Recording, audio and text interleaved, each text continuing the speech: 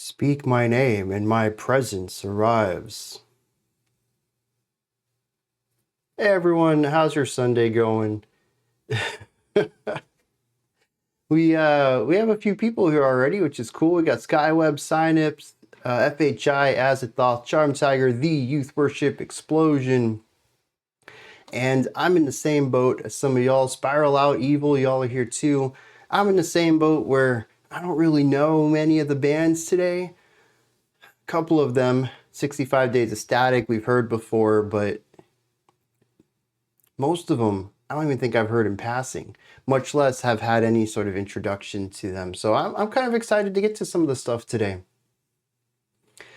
How are y'all doing in this winter weather, particularly those on the eastern shore of the U.S.? This is kind of crazy. Down here in Florida, I woke up to 22-degree weather with a wind chill bringing it into like 15 or 16. It's ridiculous. Pear, glad to have you. I don't know if this cold snap is affecting anywhere else. I don't know if some of y'all European folk are having colder days or not. But yeah, dude, Eastern US is getting hit real hard, and this is one of the coldest days I think I've ever experienced in Florida. Good to see me up. It is good to be up. I have done a lot of just lying around, and I'm going to tell you, I'm not at 100% right now. I'm good enough to get this rolling and get back on track. But cold indoors too. The house is a little cooler than usual simply because warming up from 20 is ridiculous. But I mean, I'm in a t-shirt. I'm wearing shorts. It's not like I'm freezing. It actually feels rather comfortable indoors. The long hair helps, yeah. And, you know, having so many electronics around helps as well. So 20 Fahrenheit in Celsius is going to be like 1 or 2. Oh no, it's got to be lower than 0. -5 maybe? Let's see. Okay, I was close. Yeah.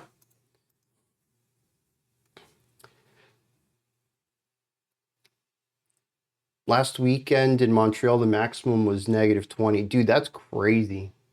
Been running Cyberpunk to keep your room warm. Oh man. Well, you know, gaming systems are really good for heating up a small space, that's for sure. All right.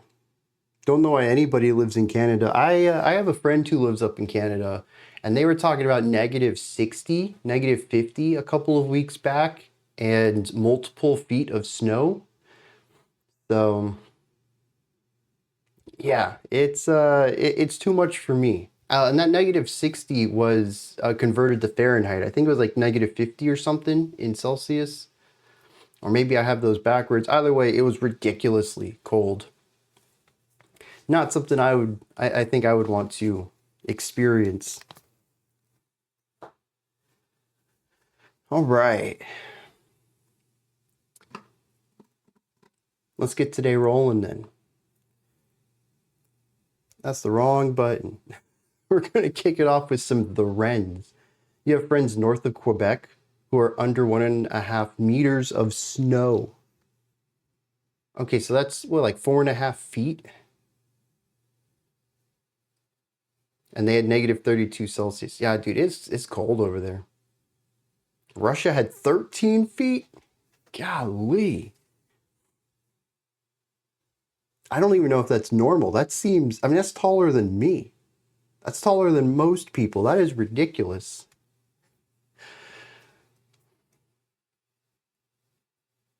I don't know, dude. There are some areas on this earth that just don't seem habitable by humans, and yet people live there. And I find that really interesting because I'm sure I could adapt, but also, could I adapt? Is the question I have to add to that. I don't know if I would want to do that. I don't know if I could do that. That is really cold. So it was record breaking. Okay.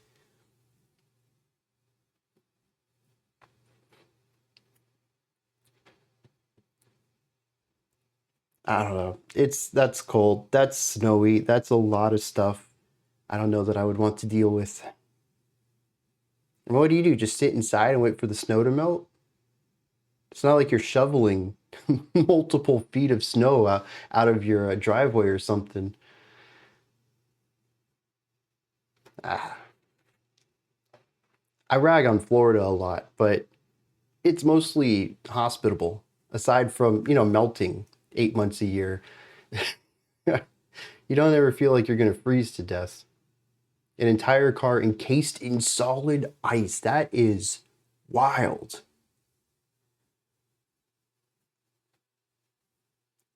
Like that is Looney Tunes logic, where an item goes into a cold river and comes out in a block of ice moments later.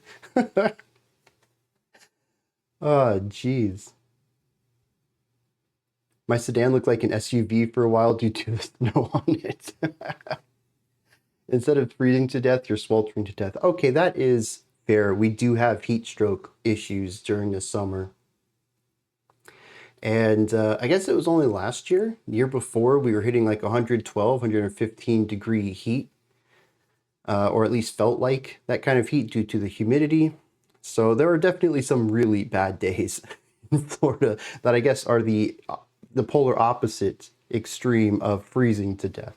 But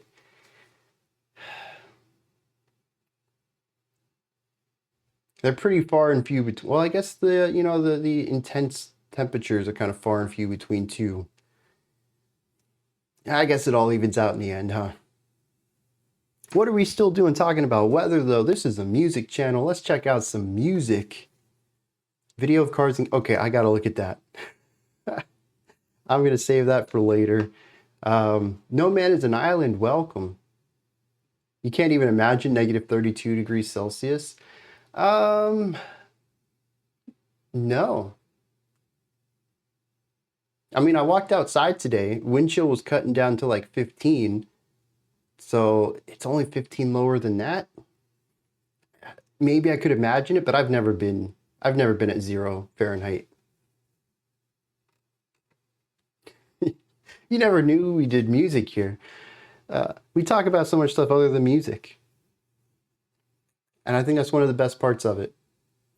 It is music related. We do talk a lot about music, but here for the first time in ages. Welcome back for the first time. Glad to have you. No, YouTube tried to shut my channel down once, and I took the warning with stride and said, that's fine, I'll never stream here again. Yeah, ended up getting the channel banned for a week, so that wasn't fun. Dipped on over here to Twitch, and things have been a lot smoother. So, negative 20, nose hairs freezing? Yeah, I can't say that would be fun either. All right, let's kick this off. We got some The Wrens here. This one coming out is from Off by 50, some rockin' indie power pop from one of the greats.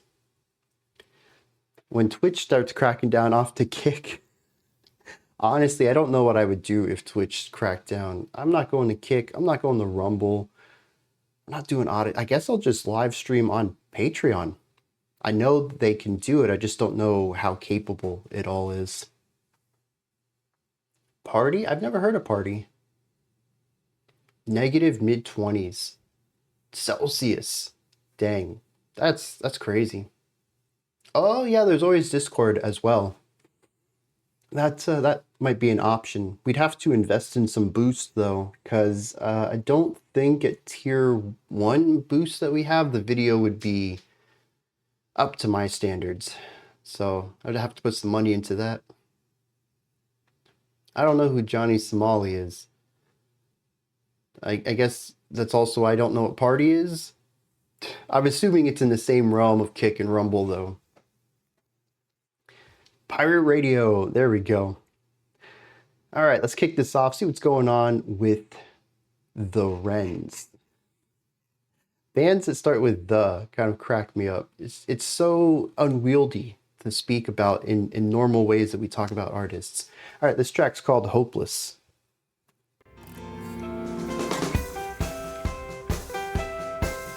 Infamous nuisance streamer. Sounds about right. I think y'all have told me about the. Or maybe we have heard a song from them. Crimes committed while streaming.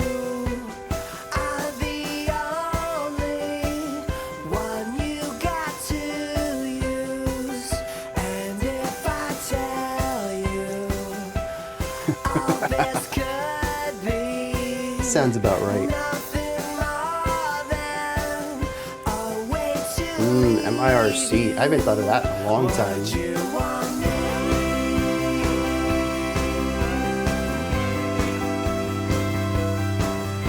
Indian very hard.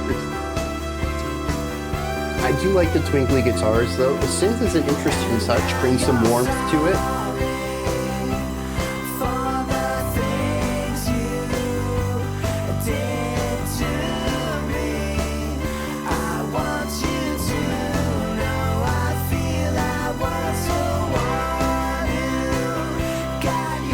You know, now that you mention it, yep. Not even just rom-coms, but even just young adult television, something on the CW possibly.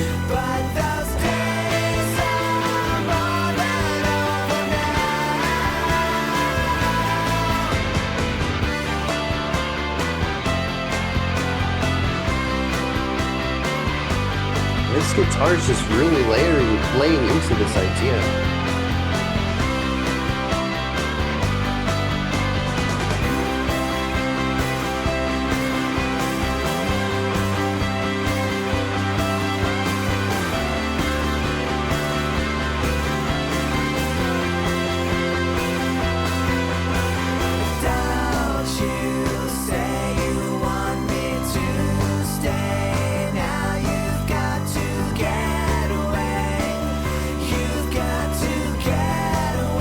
One motif continuing to exist, it's kind of driving me up a wall.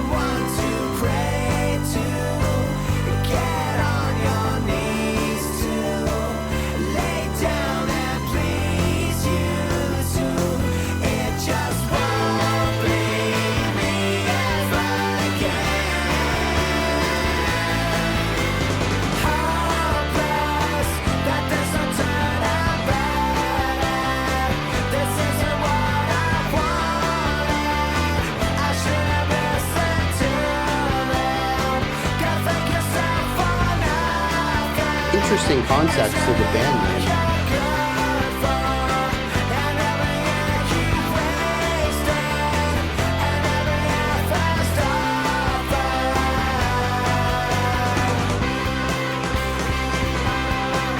Okay.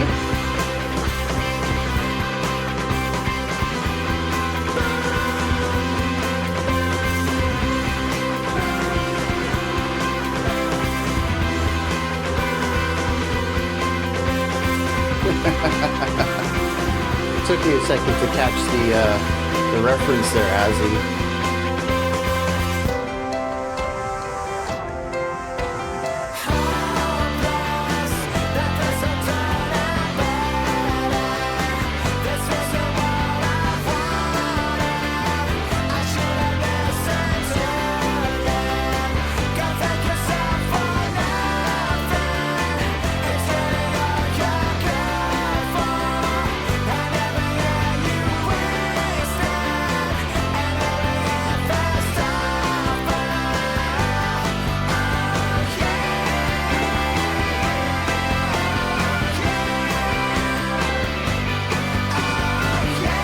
So much I like about this. It's just not coming together for me though.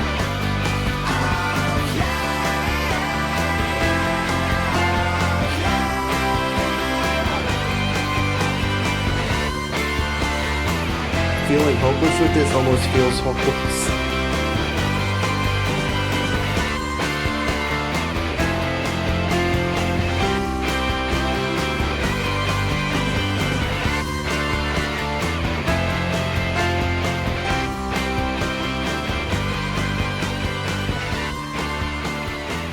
Yeah, it's a solid vibe. I like the overall atmosphere of it. The layering is solid. The vocal harmonies, right up my alley. The vocal melodies even, I think work really well for this.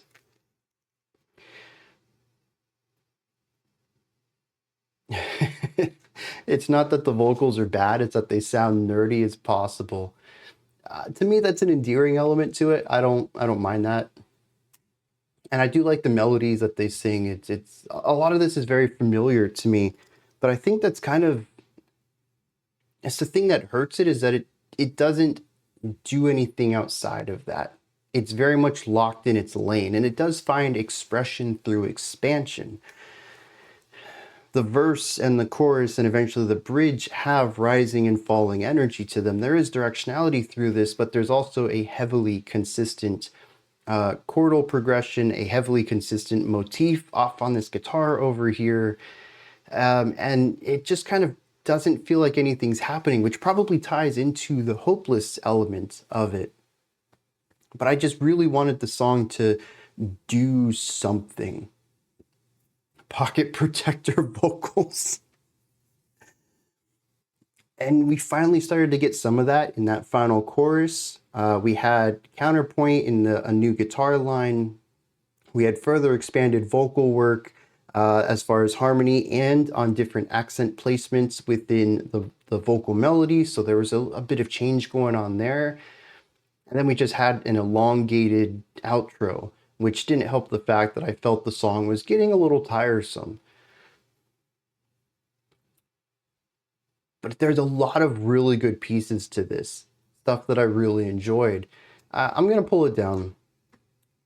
Something to dig into later, not necessarily this song, but something else from their library, because I do feel like this has really good bones to it. It's just the execution, for me at least, was a little underwhelming, but I'm fairly certain I'd be able to find something of theirs that I quite enjoyed. An inoffensive start to the stream. Yeah. If you do an interpretation of the album cover, does it become an album cover? I thought the main motif worked well at the beginning, but it is very prominent in the mix. It does accent that first highest pitch note, and as we push that into something a bit more, I don't know if it was distorted, but it certainly felt less clean. It started to become very aggravating to me. And its continued persistence throughout the song was almost like this alarm going off in the background of a fine pop rock track. And the longer it went on, the less I found it to be an interesting part, and the more that I just wanted it to stop. Like having those dreams where your alarm clock is going off, but you can't find it to turn it off, and it just keeps going and it drives you insane and you're getting more frantic in your search for it. That's what this sounded like to me, especially with the way that it moved from one side to the middle, more prominent in the mix to slightly quieter, more distortion, cleaner. It was always in flux, but consistent.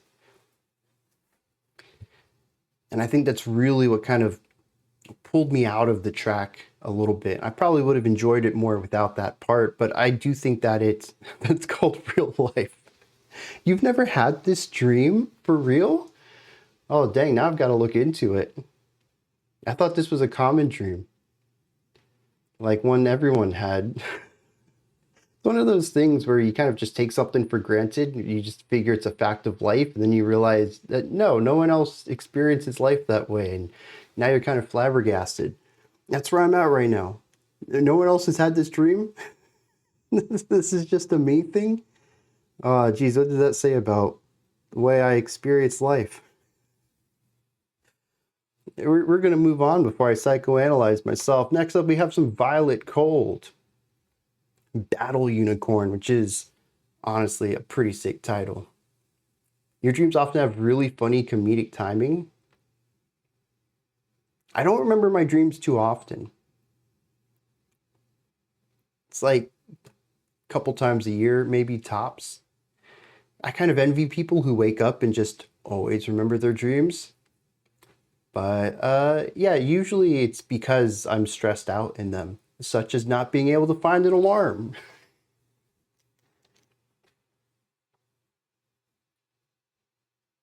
Yeah, so, okay, a few of us are in that same boat. start a dream journal, my dream journal would be empty.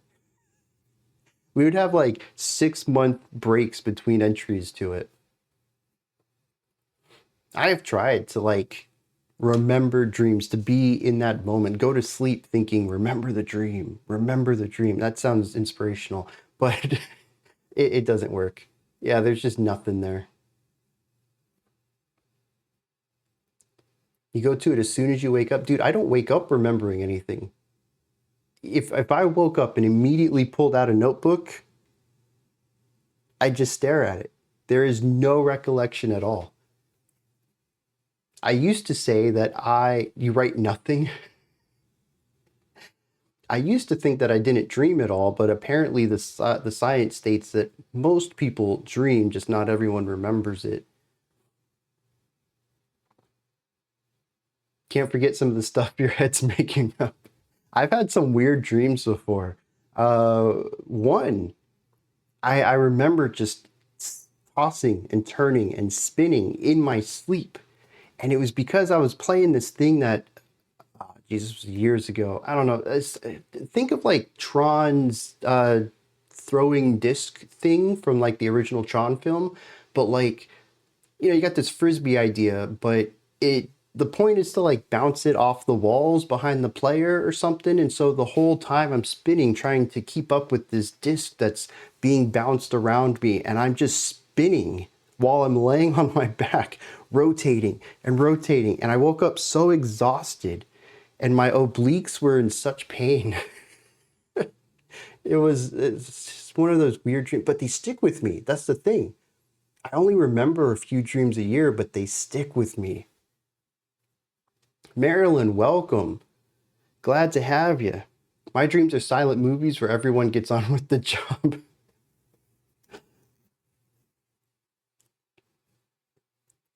I didn't think it was funny, dude. I woke up so stressed out, so exhausted, but when I told my kid, she laughed so hard about it. And I remember physically rotating too. I was like half awake, half asleep, and I could feel myself spinning, but all the stimuli were in my mind. It was weird. Always exploring new locations, malls, cruise ships. Dude, that's fun. I mean, as long as the dreams stay upbeat. One of the funniest ways to give yourself muscle pain. I gave myself a workout in the middle of the night. Oh, man. Every dream I remember is surreal. Yeah, dude, that's me too. Some fever hallucination. Yep. You used to have nightmares a lot as a child. I remember being scared as a child of like nighttime stuff. I don't know if it ever affected my dreams though. I don't remember having nightmares as a kid. Set an alarm to go off about 75 minutes from when you expect to go to sleep. Interesting. So this doesn't sound great for mental health, interrupting your REM sleep just to start a dream journal. But honestly, I think it'd be pretty cool to do every once in a while. Just kind of see what's going on in the old noggin up here. All right. Violet Cold. This one comes at us from Emperor Samuel. Samuel? Yes, Samuel. Why can't I read that name? It is Samuel, isn't it? I think the A and the E are throwing me off. Anyways, Emperor Samuel 666 Black Gaze with EDM. This sounds bonkers. Just to catch one. Yeah. Just to kind of see what's going on. Perfect recipe for an awful night. It'd be worth it though. This group's from Azerbaijan. Azerbaijan. I don't know where the stress goes on that. Let's dive into this. See what's going on. Solo artist, not a group. All right, let's kick it.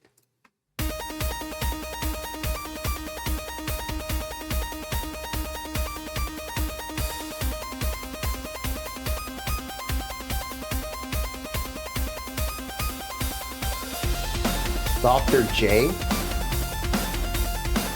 So Azerbaijan.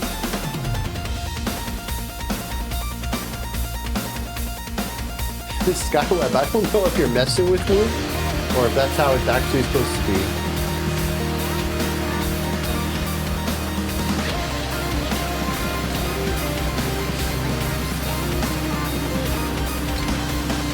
By Jean. Those vocals, not what I expected.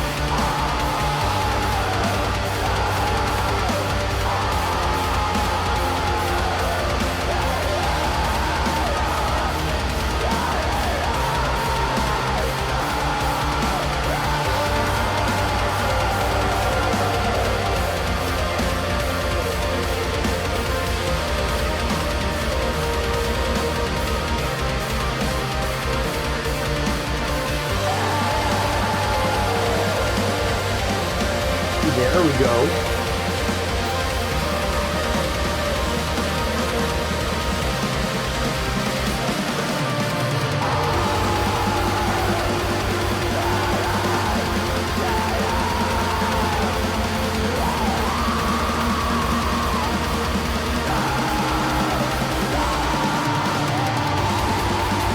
Emphasis on the last day? Okay.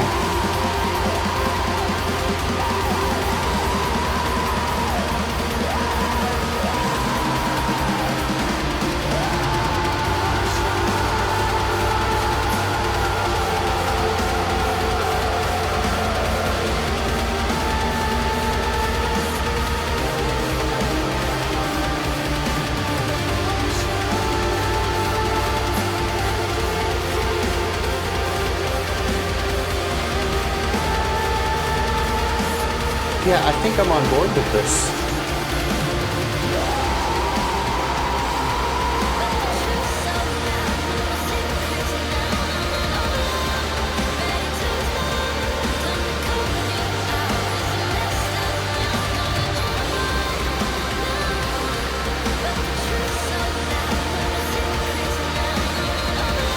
You know what it is? It's Blackened Monster Cat. And I think that's why it's clicking for me.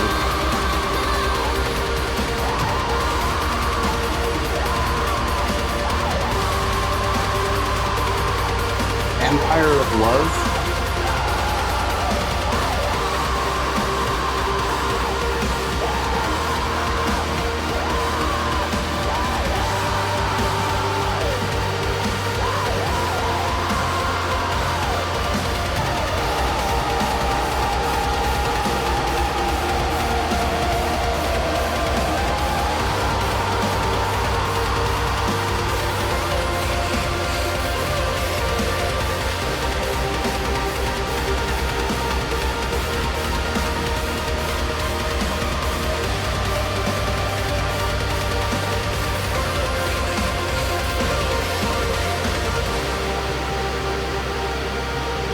Fresh is a good word for that.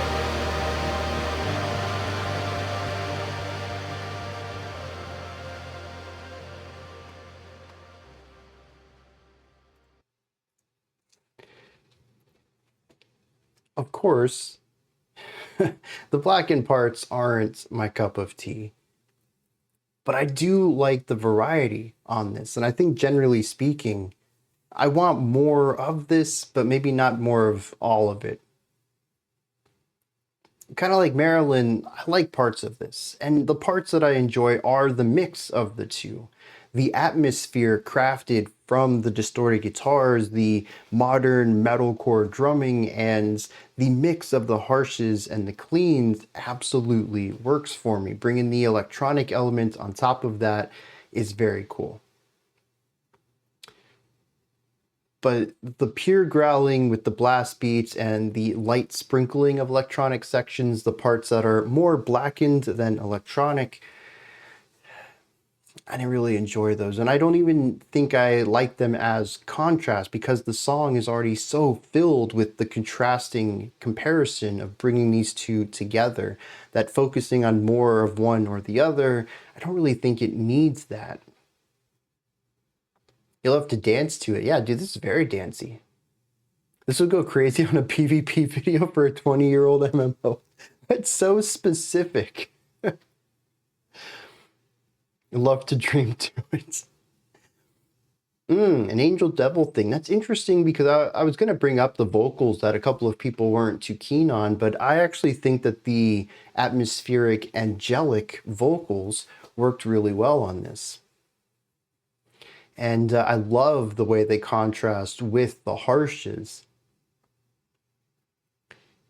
And the more I think about it, I don't know if any other harsh would really work as well. And I don't know if that's because so much of the compositional side is informed by black metal, or if it is something about these vocals that just sound good with this more compressed take on fry screams. But I really like the texture between these two very specific approaches to vocals. Having them alternating at the beginning was nice, but coming together at the end was wonderful. So I'm kind of sold on this. I don't like the more blackened sections, but I love this combination. I'm going to have to check out Empire of Love later and see what's going on there. I may end up diving into this band. And I don't even know if it's something I'm going to love, but it's going to be something I find enjoyment in, even if it's in moments rather than full tracks. Oh, I missed someone. Yeah, Kiores, welcome.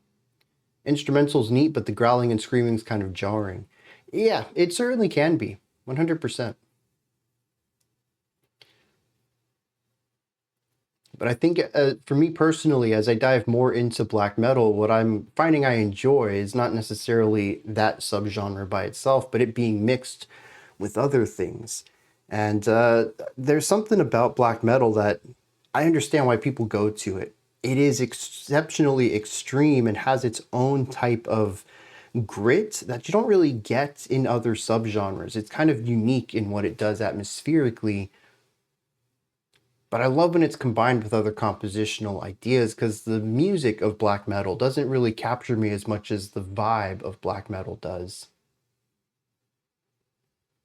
Feels more normal after hearing the album a couple times, yeah. Definitely unique though. I don't think I've heard anything like this specifically. We have heard electronic music in black metal tracks, but I think this... You know what this reminds me of is actually Pyramids. Mixing together something very traditionally pop-oriented and palatable to a mainstream audience with blackened elements. A lot of electronic and EDM, but never heard it quite this way. Exactly. Well, I think you mean like, yeah, black metal. Yeah, we've heard electronic music in black metal, but this is just a different balancing, I think, of the two.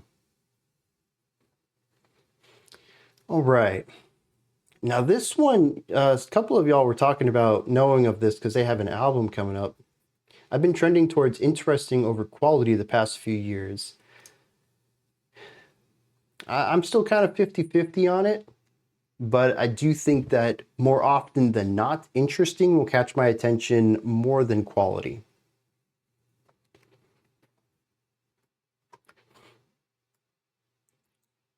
Well, especially for reactions, I think that's fairly consistent. But even in the albums that I really get, let me rephrase that, the albums that stick with me, maybe not that I necessarily continue to listen to, but the ones I can't forget are the ones that are interesting. Even if they're not done well, even if I didn't enjoy them, they hit a specific part of my brain that no other music does, and that makes them memorable. Also, how do I pronounce this? Is it Gorrch? Should there be a K somewhere in there? A K sounds? I don't know. Interesting more than polish. I think that is one way to look at it, but also sometimes I've heard really quality, highly, not even just highly produced, but well-written music. Not just polished in its execution, but also well-written. That just didn't grab me because it was well-written from a less interesting point of view. Who knows? Maybe they're Italian. Ah, jeez. Oh, this album came out last Friday. I still haven't looked at the new music in a while. Still playing a little bit of catch up. Finally checked out Poppy's new album. I think she's got to go back to an older collaborator. Because the producer for this one's the same one as Negative Spaces, and I'm not on board with it, man. I don't know. It's fine. There's a couple of standout tracks, but most of it just feels... It's a very safe album. I think I'll put it that way. Speaking of extremes, is that what we're getting here? Something extreme? Fishify? Oh yeah, it's isn't Fish like his last name or something of the producer's name? I don't know what else he's done, so maybe having that context might make a little bit more sense of why this... Jordan Fish, yep. Maybe that would make a little bit more sense about why this feels the way it does. Oh. Bring Me the Horizon. Okay.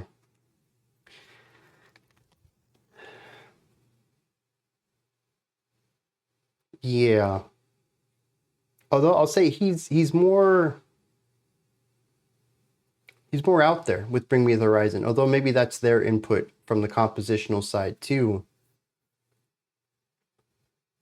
Very pristine though. And in my notes for Poppy's album, I wrote that it was very clinically clean. So that could be his doing right there. I wanted to like it more though. And there's, like I said, there's a couple standout tracks. But it's not something I'll be returning to, unfortunately. I don't know who she worked with on... completely blanking out on the album.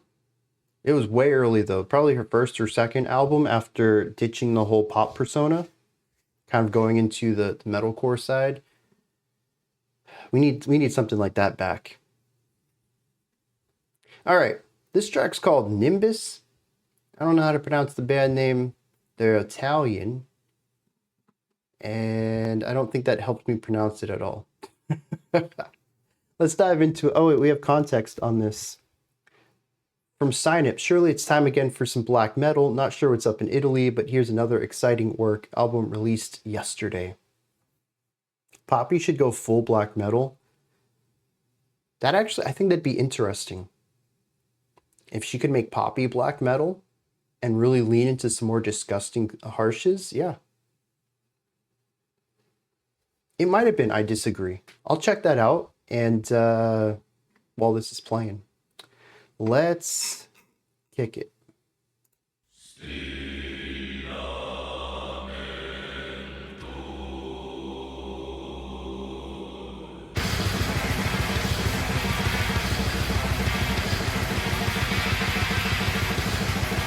You didn't say this was dissonant black metal.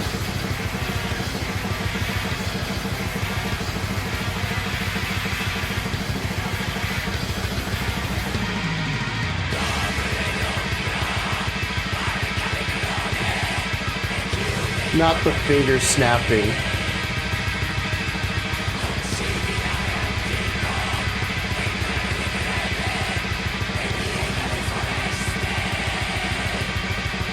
Yeah, as a boss, it was I Disagree. Do you really need to say? That's fair.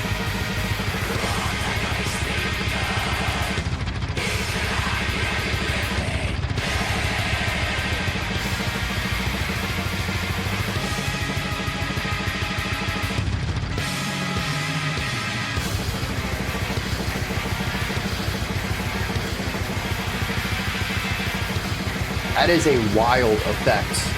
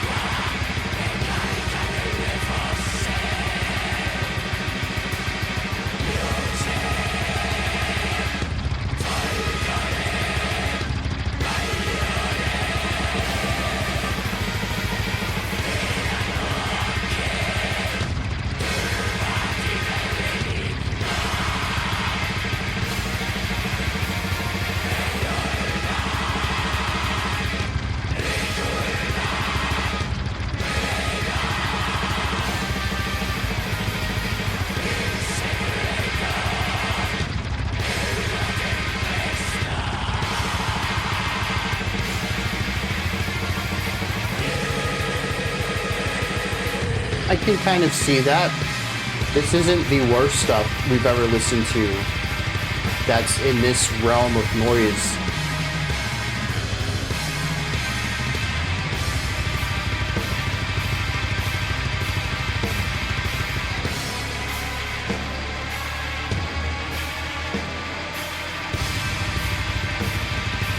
Very tense.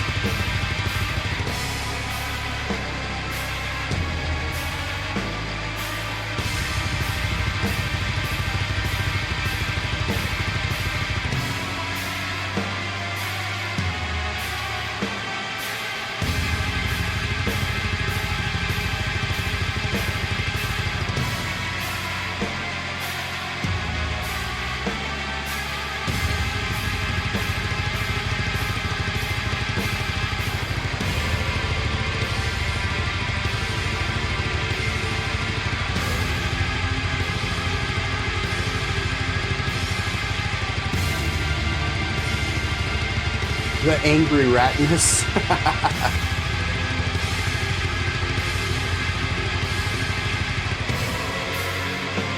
Could fall asleep to this? What?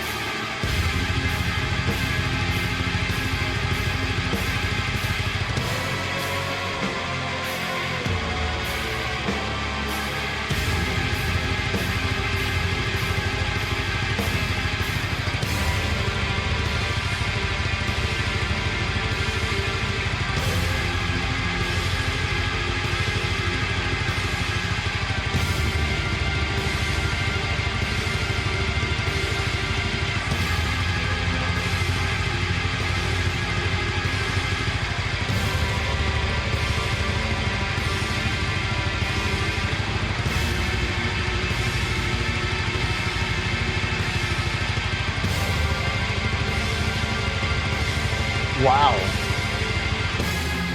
I mean, I can see it. I can understand the perspective that this becomes mesmerizing. It is not for me, though.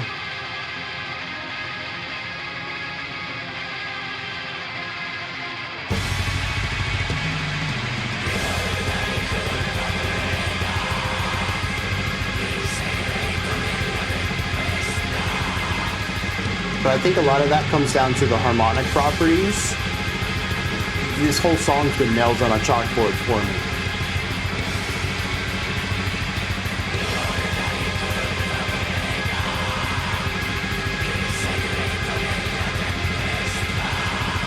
They just throw you into this album like this.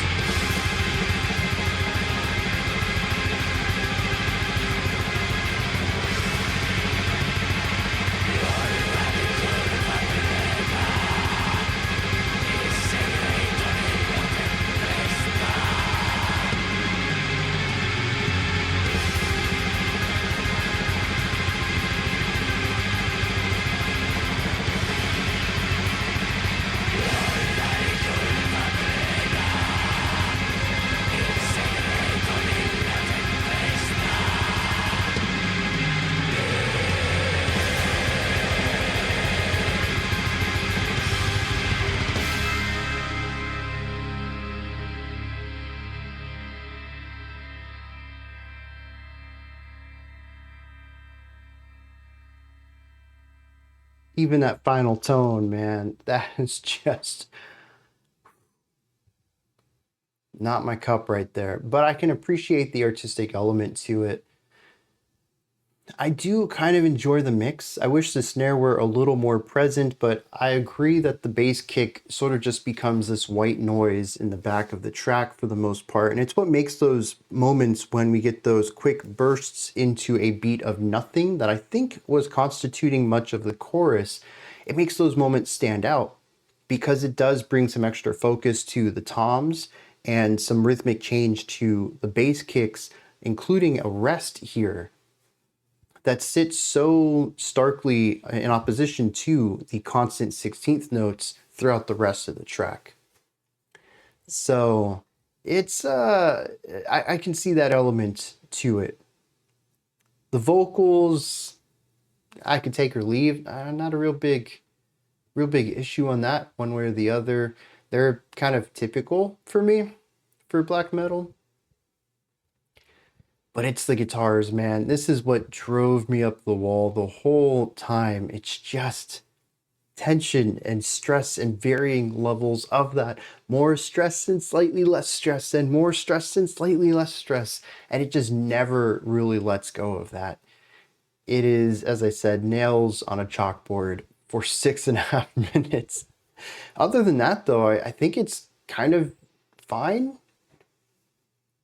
Nothing that really hurts me too bad. Those guitars, though, man. But it all comes together into something that, like y'all had mentioned, is kind of mesmerizing. And I can appreciate that, even if it's not my experience with it. Everything is focusing on subtle variation of one-noteness. Yeah, you gotta like those one notes. That's a good way to put that. It is a rather consistent feeling throughout. And while there is variation, it is also highly focused. So you gotta like what it's focused on. All right, we got some Vienna Ditto here. And I'll tell you, the music video to this has me interested. This one is called Feeling Good. Comes at us from Elbow Juice. Really wish this band got more recognition. I'm excited just to see what this is, what music's being paired with this. Keep giving it all the polite and appreciating discussion you can. Or is that diss, like negative words thrown at it? Is this just my my southern backhanded charm coming through? Oh man. You have to like being in that sound. Yep.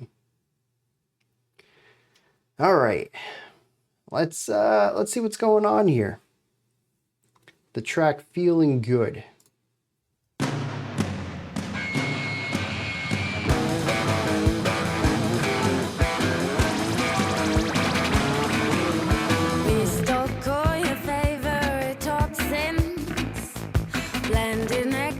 Sweet tooth assassins, cocktails of my own concoction, poisons of divine prescription. All these things are yours for the asking. I'm really worried about how the intro is going to inform maybe the chorus. I'm feeling good.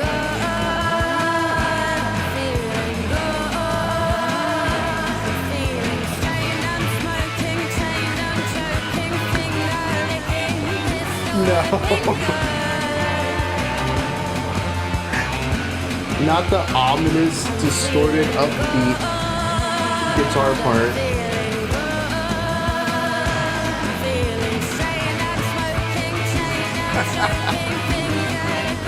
Oh man, this is fun.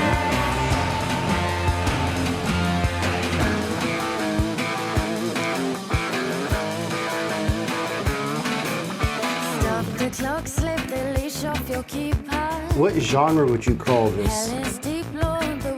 Because we got this reggae kind of thing here, but it's very punky in the chorus.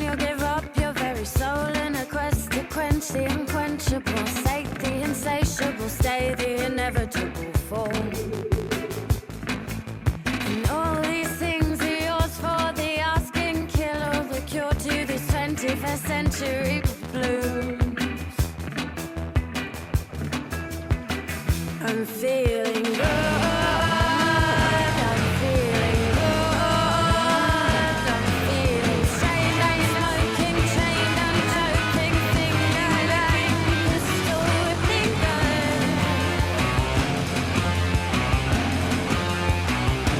Party's over. I don't know you. Ain't you got a home to go to? Let's be on your way. Is that a synth or a guitar? Words are stirring in your mouth, hatchlings underneath your tongue. Kill 'em young, kill 'em young.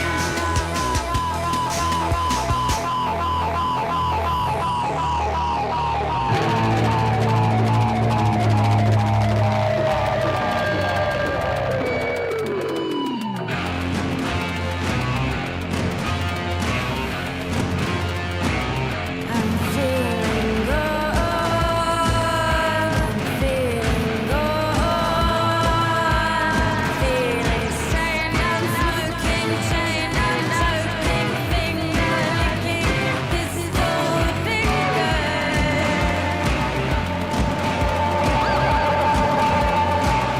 I'm feeling good. Feeling good. Feeling strained. I'm smoking, chained. I'm choking, finger licking, pistol whipping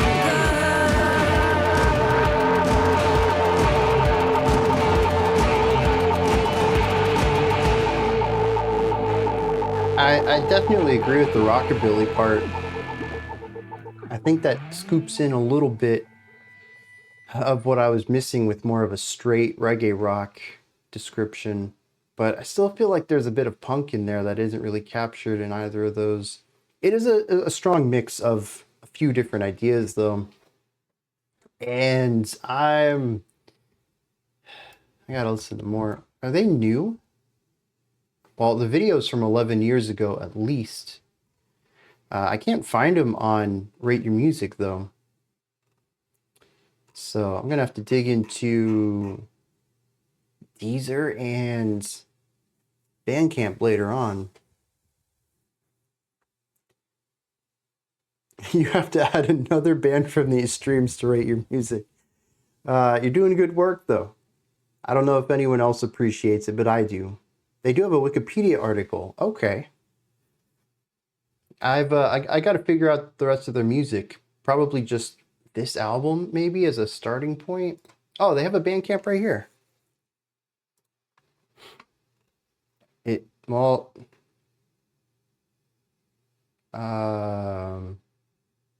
it seems they've removed stuff from this Bandcamp. They don't have any other albums except the single, which doesn't have this track on it. Well, that's a no-go.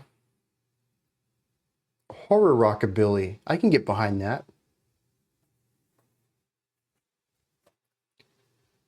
They were a trip-hop band from England who describes their music as voodoo sci-fi. Okay.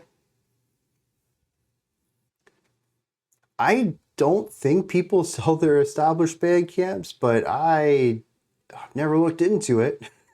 Well, maybe. I mean, that'd be kind of weird. It's not like there's foot traffic that's necessarily driven by algorithms to get there. You know what? No, Bandcamp probably does have algorithms. I just never visit the front page.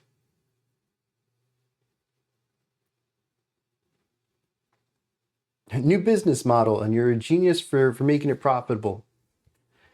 Back to this though, I enjoyed it.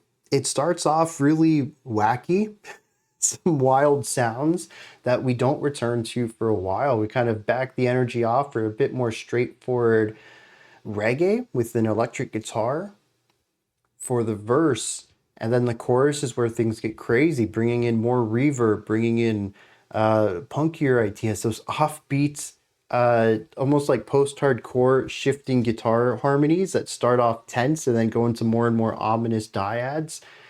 I really like that. It's all offbeat though, which is fun and bouncy, even though it feels haunting.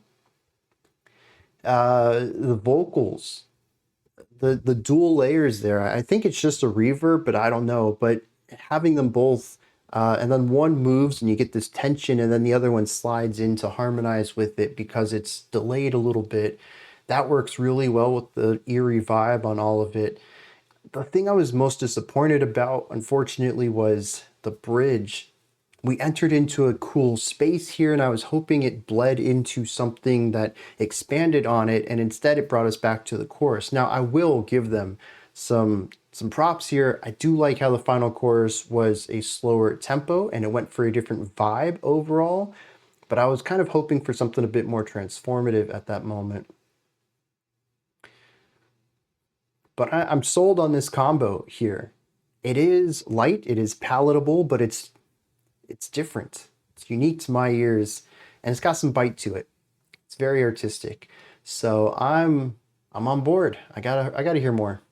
You wish the song structure had a tiny bit more spice. Exactly. And it felt like it was going in that direction because the bridge was kind of nothing. It was a new vibe. It was a new starting point that felt like it needed to be explored. And instead of exploring it, they went for a return to the chorus.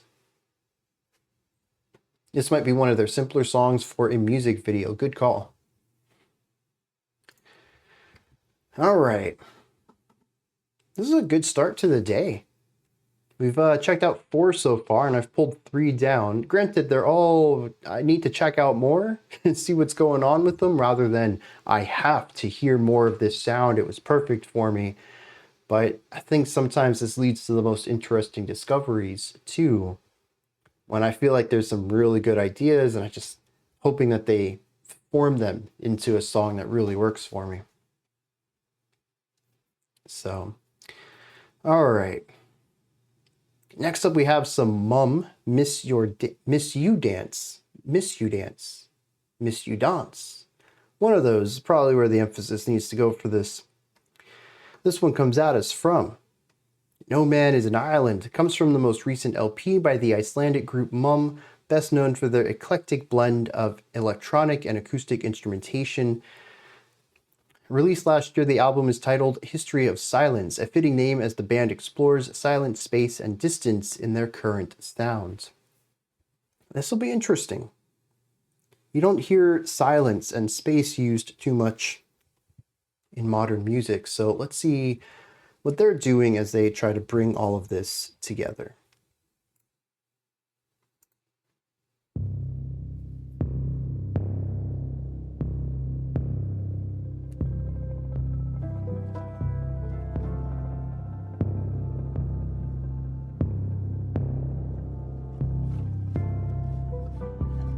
Would make sense to record that for live stream too. Record what? I think I missed what you were referring to. Oh, I gotta recommend that.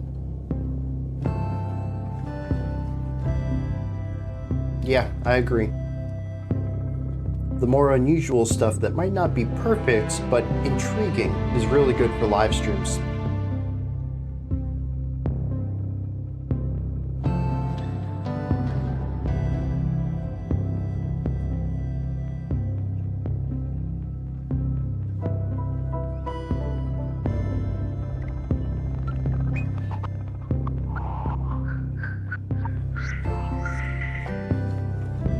So the end of 3 and 1 are our emphasized beat. It gives us a nice bit of movement at the end of the bar into the beginning of the bar.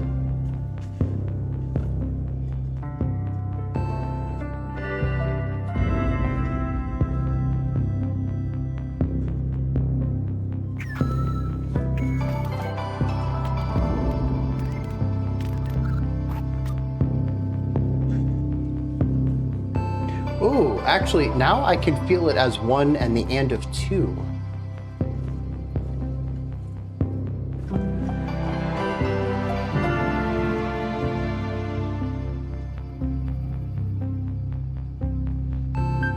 Interesting how that shifted.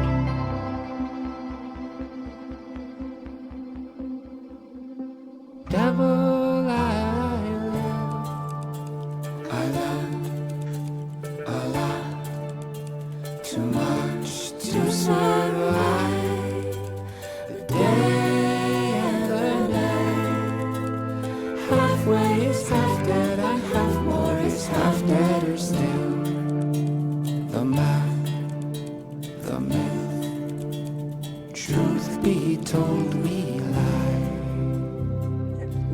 warm and inviting. Beautiful harmonies.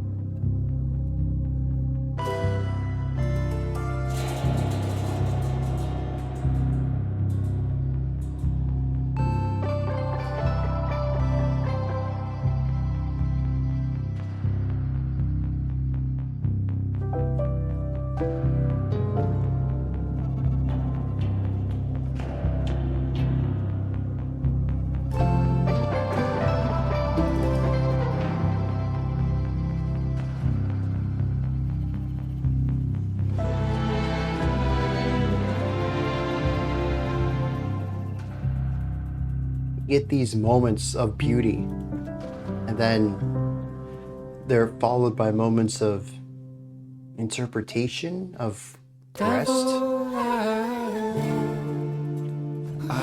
Gives you a moment to think about what you just heard. Too much to survive the day and the night. Halfway is half that and half more is half better still.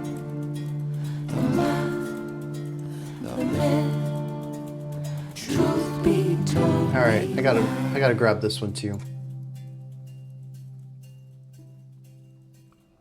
Devil, I love too much. Oh, vibrational match. Almost missed you there. Welcome. And the night. Halfway is half that and half more is half better still. I'm curious about the lyrics. The myth, truth be I haven't really been paying attention to them, but that last line intrigued me. devil, I love. Truth be told, I lied. Yeah, gorgeous. The chamber elements are really strong, though focused. At a moment, you get this idea and then a moment of introspection. It's how most of this track is based around until we get to the vocal part, which seems to be a bit more focused on movements rather than space. And that's a really nice contrast right there. But we continue to focus on these really strong, beautiful harmonies. This is a song that is completely focused on being gorgeous from moment to moment, whether it is a momentary pause, which is beautiful because of what surrounds it, or a gorgeous harmony or movement that in itself is pretty. I really like how the entire thing is focused on basically this very human-like quality of breathing. You have the inhale, the movements, the exhale is the release. It's those moments of pause. The entire song has this with the more atmospheric moments and then the vocal bits, and then the atmospheric moments and the vocal bits. But even when you break those down to moments by moments within them, you're going to find this general push and pull as well.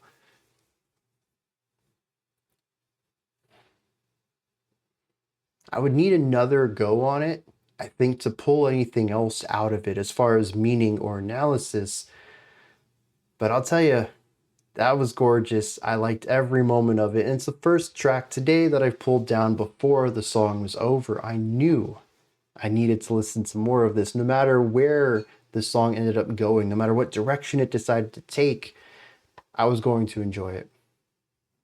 They play lots of obscure instruments too. I'm always down for that. Thinking how this would be live. Yeah, something like this would be amazing, especially with the right acoustics. I don't think I would want this in just a general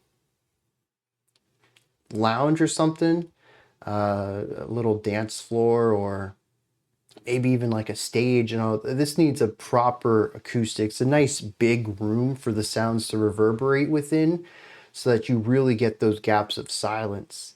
as these sounds sort of hum around you while nothing's being played. Yeah, the right small room. So I'm thinking bigger. I think small room would work well for vibes, but I think experientially, I'd want a nice large area. But I do like your idea though of like a close-knit area, not even a raised stage, just like people standing around the bands and having this intimate performance. That would be a really cool way to do it too. I don't know what the instruments are. I mean, obviously there's some strings in here, there's the vocals, but what if it went all dissonant black metal after the first minute? You know, I think I'd be more intrigued then. That it would have definitely solidified my decision to have pulled this down early. Because if they would have went from this to that, now I'm like, well, what's the rest of the album sound like? What other weird combinations are they doing? What kind of musical soups are they playing with? So, yeah. Would I be as excited? Maybe not. But I'd be probably more intrigued than this. Ends with hardstyle. Any sort of large shift would have me so perplexed. I would have to dig into it. Just out of sheer curiosity. All right, this is a wild band's name, and I actually had this mixed up in the schedule for a little bit. WillyRodriguezWasTaken. All one word, but proper capitalization. It's interesting you bring that up because I too was looking at this a little bit when I was doing the volume check. We have a boat here, but I haven't quite figured out the lines. Are they just horizon lines? Is it the oars or are they strings pulling the boat along? I do like the little squiggles at the top as if it's some sort of vine hanging down, but it could also be something a bit more artistic. It's filled with just enough abstract elements to kind of allow the mind to wander while you look at it and interpret it against the more concrete sections of it, such as the boat and the people. But there's also the person in the boat with the boy, who the boy is wearing, looks like standard clothes, nice shirt with a collar, modern hair. And then you have something that looks like a fey goddess in the boat alongside them, something a bit more fantastical. Lots of really cool sharp contrasts on this. And of course, it's sort of monochromatic sepia style too. So expressive pose for such a minimal render. Lines are probably supposed to look like water and bird wings for the boat at the same time. Oh, good call. So you don't know if it's in water or air. And at the top of the boat, right up here, we have a little hawk or falcon thing going on. So, oh, I said right here, apparently the screen capture doesn't grab my mouse, so you didn't see the cursor. Yeah, lots of very cool things going on in that, though. If it went dissonant black metal, a lot of people here, as we established, would become sleepy. It's a very Nordic looking boat. Okay. Let's see, we have some context for this from Robert. Very fun, modern, somewhat experimental emo. Noisy but catchy and cathartic. See, here I was thinking probably something in the folk metal area. Also, there's no band name or album name on the art. Interesting. We're going to have an hour-long discussion on the album cover. Dude, I love all art. I can be critical about art. I can be critical about movies, music, of course, novels. Part of me thinks I should probably start a movie criticism channel too, because, dude, whenever I watch a movie, I put notes in my Obsidian file for it. So I got stuff to talk about, but I just don't have the time of it in a day, you know? So yeah, folk, I was thinking folk punk would be kind of cool. Band name screams punk, yeah. All right, we got some emo ahead of us though, so I saw, I don't remember where I saw that, but I saw y'all were putting together a Spotify playlist, I think it was, of album art. So very cool stuff y'all are doing. Let's kick this. See what's going on with this track. I pushed the wrong button way too many times. All right, let's kick this, see what's going on with the track Stop Calling. Fuck you.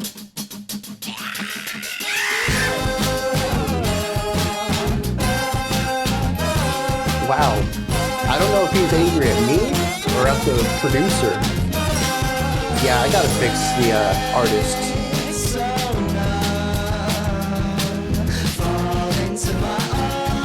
Oh, but this is fun.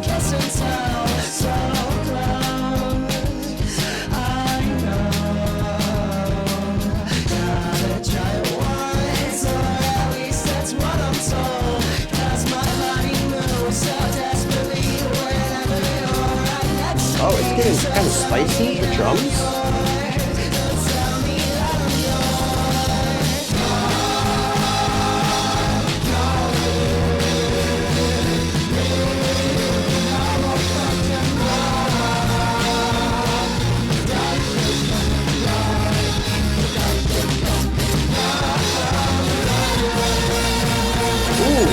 Ooh, that is fuzzy.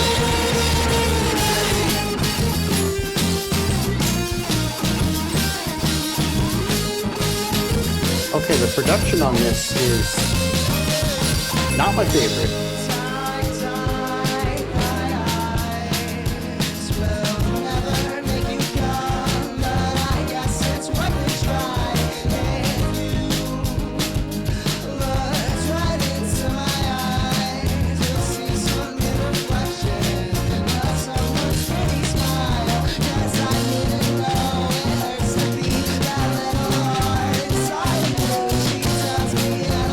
Like a game show theme with nice.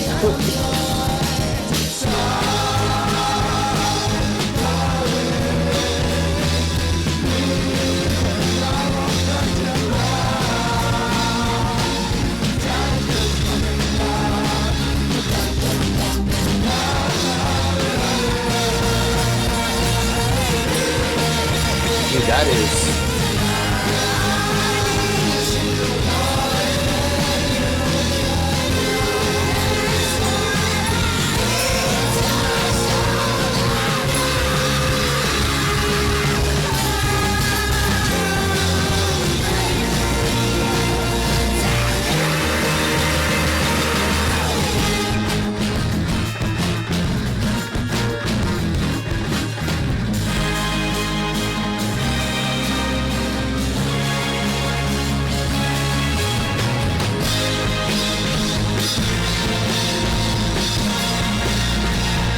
Dude, this is...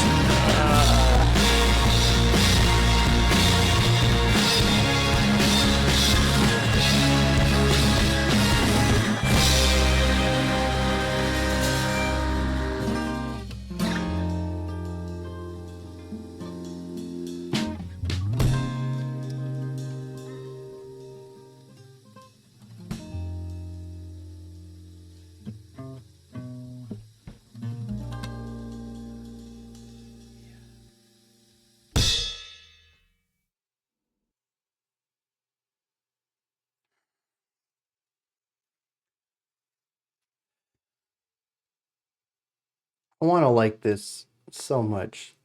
It is fun. It's bouncy. You know, the game show music vibes, that's not too far off of a description harmonically. It's very bouncy and punky and emo, though. The vocals absolutely work for me. The vocal melodies are very familiar.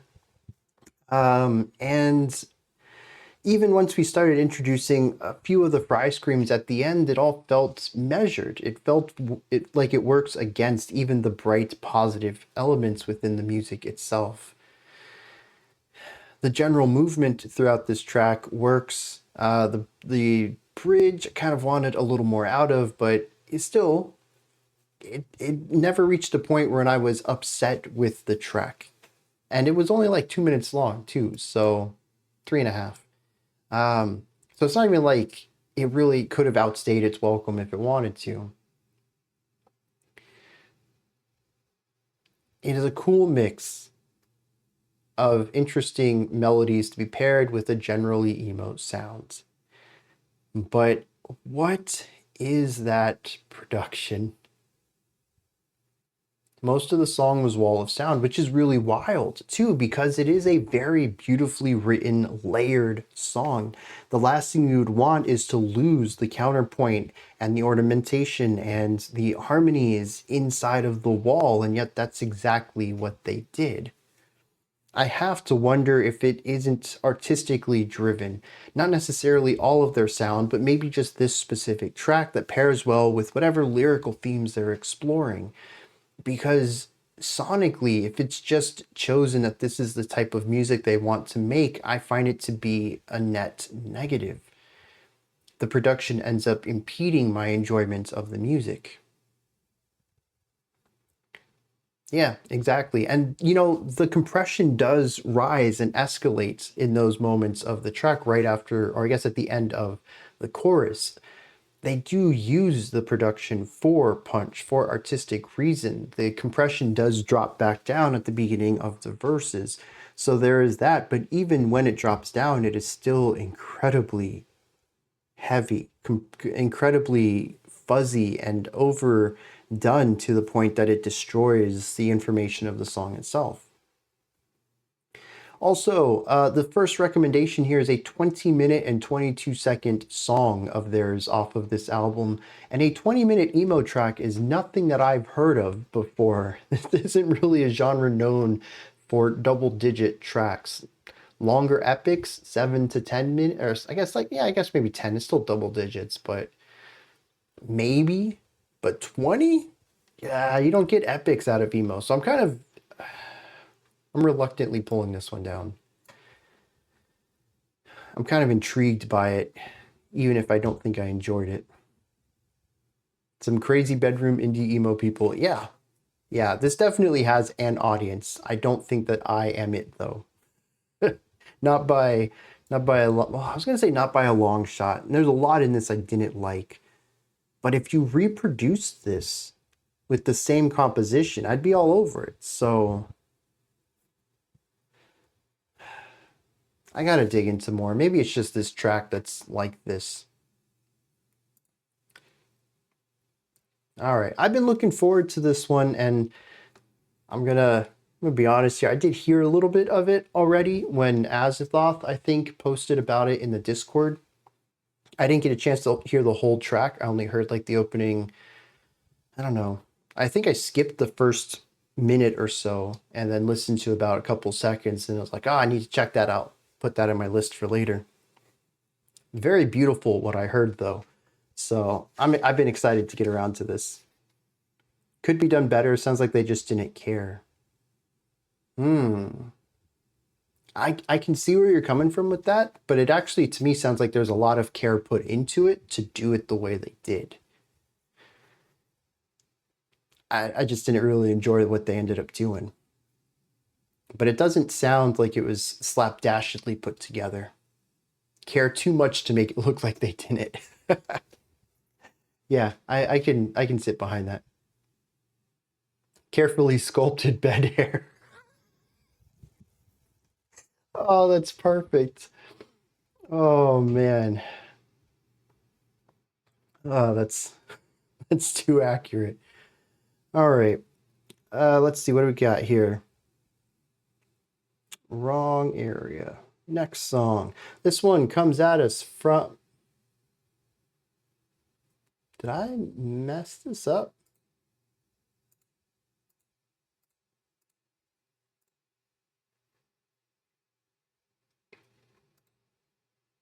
I think I have a lot of stuff. Actually, that I think is me. Everything else looks fine. It still mixed pretty well for how raw it was. Absolutely. There is a nice distinction in places, and it never becomes incredibly overbearing. It just becomes nasty. to put another way. All right, Arcane Roots is not supposed to be here today. That was my fault. Now I do need to find where this Kincaide track is, because that is what we're listening to right now.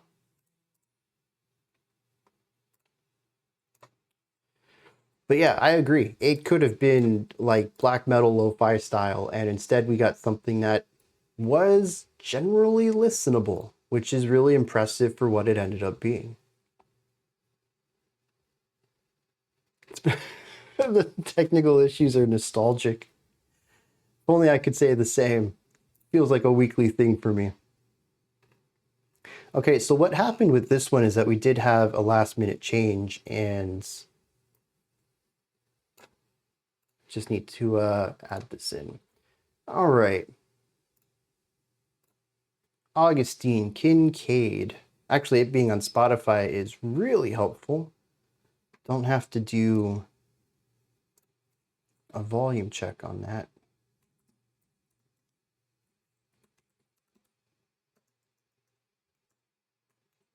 Augustine. Oh, you gotta be kidding me. Kincaide's not on Deezer. Okay, we will have to do a volume check, because I gotta go find it on YouTube now.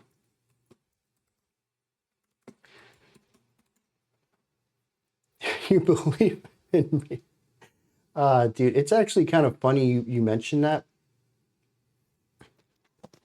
Little bit of story time here while I do the volume check.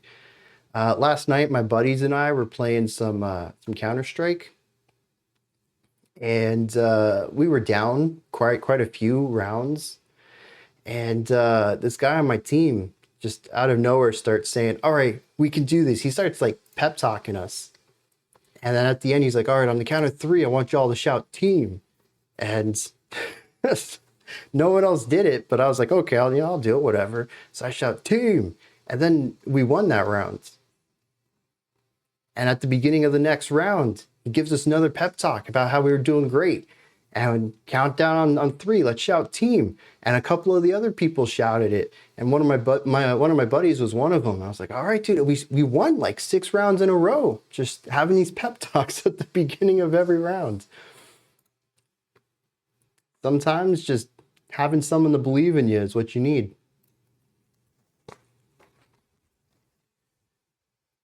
No worries for the last minute change. It was my fault, actually. I had everything set up. Obviously, you know, the text is good to go. I just forgot to get the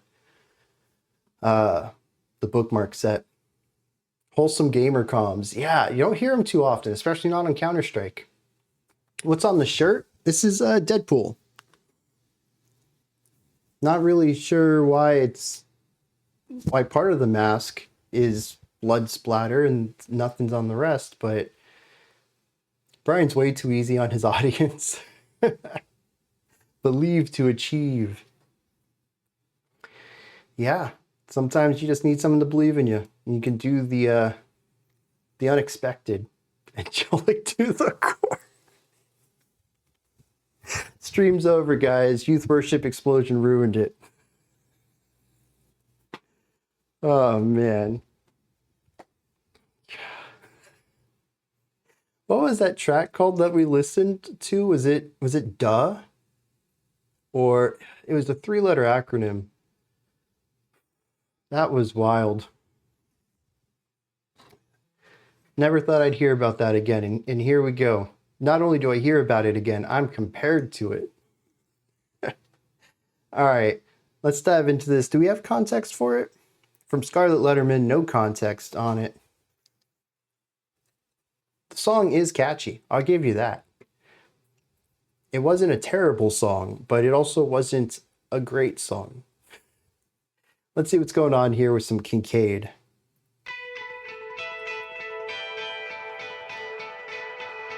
I'd probably unironically enjoy a post-hardcore cover album of Angelic to the Core.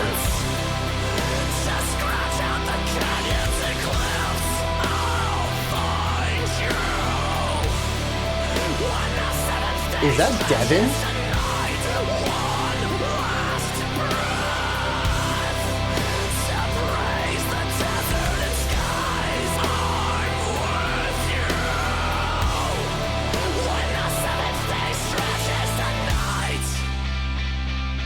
Okay, I don't think that is Townsend anymore, but it's really close.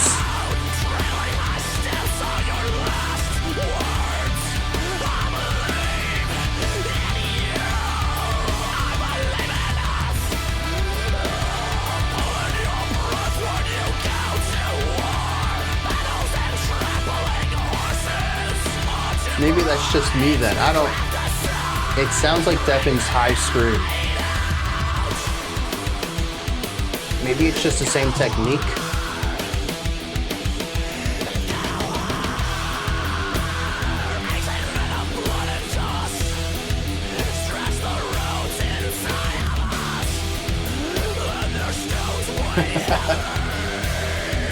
Fair enough. Oh, wait. You're right.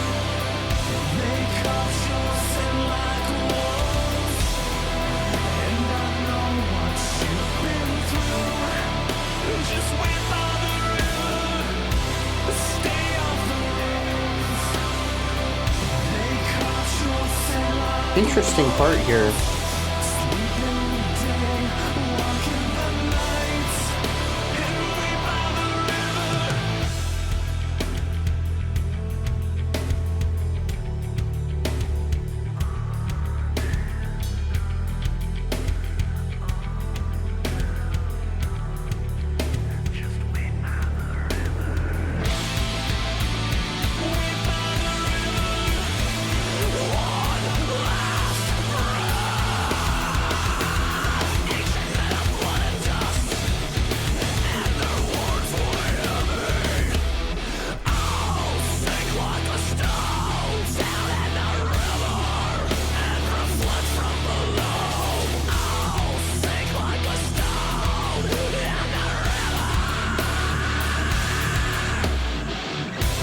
Using the O both as a rhythmic device on the downbeat and then to rhyme it with stones, that's actually kind of clever.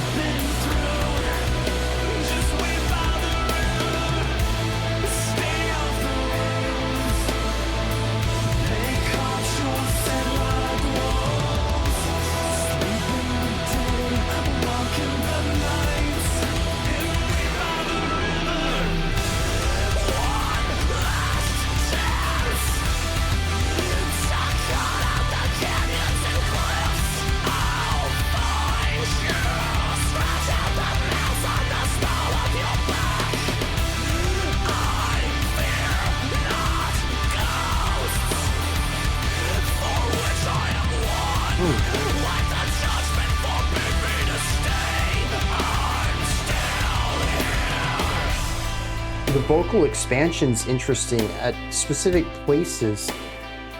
We had like a delayed reverb off on the sides, but right there at the end, the vocals stretched on that final sentence. More of a stereo thing than a centered thing.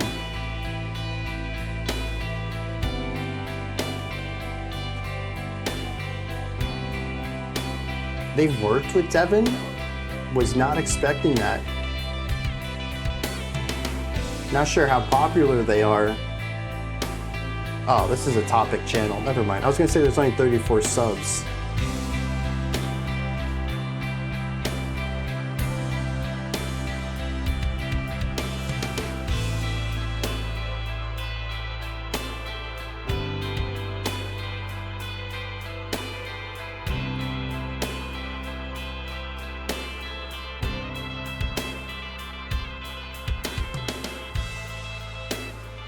Yeah, beautiful layers here.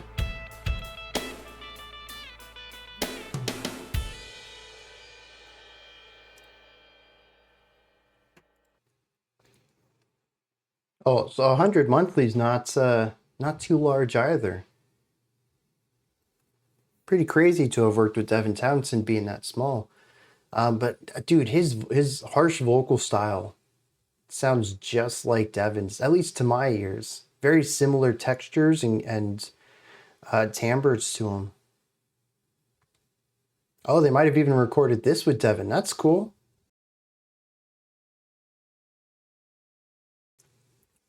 I do think, though, I like the music more than the vocals. The clean vocals are solid. I think they work really well with the atmospheres here, but that's what does stand out to me on this is the atmospheres. This track feels very light, very flowy, even in the heavier sections. There's usually lots of ornamentation going on. It's a fluid track despite its weight, and I think that's what really stands out to me on it.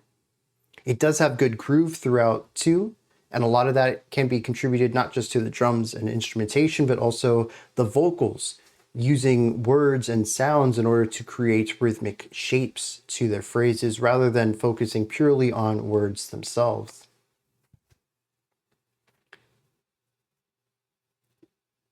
Yeah, well, see, at first I thought it was Devin, and then I heard some minor changes in the vocals, or I guess minor textures to the vocals that didn't sound exactly how Devin does his. And so I just thought it was a similar style. I wasn't expecting him to be working with them. I thought that at first this might have been one of his side projects, but I kind of wrote that off early on.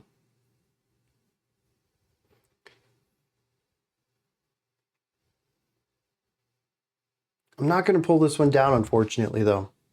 I like the music, but the vocals are not my cup of tea. And those harsh vocals exist in a lot of this track. Kind of makes me, all right, I'll do it. I'll pull it down on the hopes that they have more tracks with clean singing in them. That's where I'm going to be with that one. Solid music though, absolutely great post-hardcore. The layering, the ornamentation, the atmospheric work, top notch, easily. There's been a lot of stuff today that I'm like, yeah, it's got my attention, but it's not something I'd normally listen to, yeah. Some of the best produced PHC you've heard. I can agree with that. Not a far stretch with the collab, though. That's fair. All right, next up, we have this German word I'm not going to try to pronounce. Actually, no. Klabautamann? Nah, probably shouldn't have tried. Lurker in the Moonlight. I got that part, though. Oh, I missed that, Mark. The angelic to the core, bringing the numbers in. Not for me.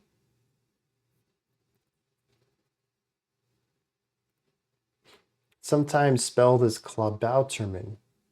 Oh, so a harder emphasis on that third syllable. You think you're very close? Okay.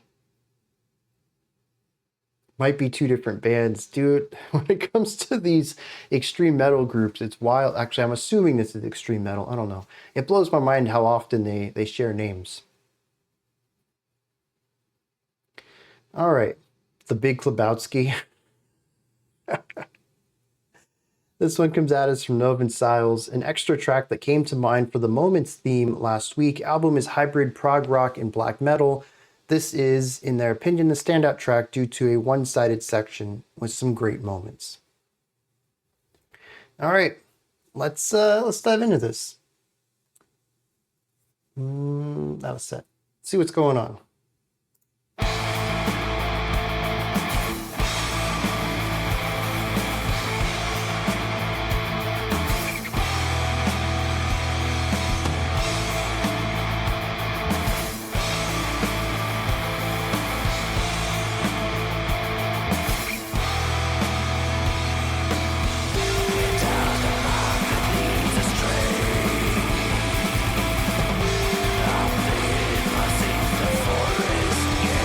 Okay, it took me a second, but I think I'm getting the gist of this.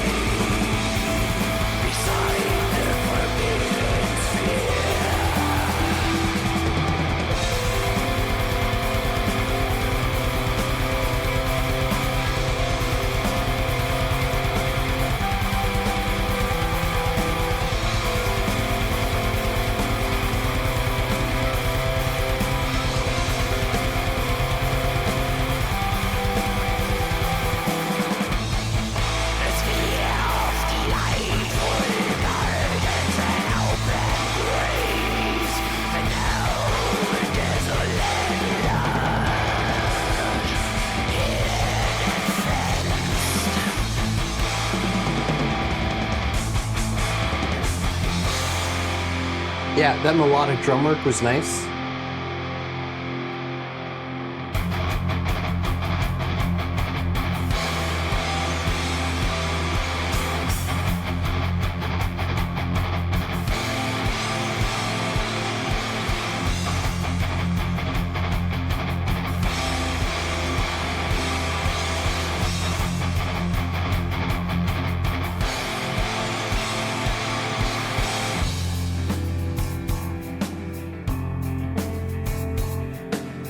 This is a nice moment for me.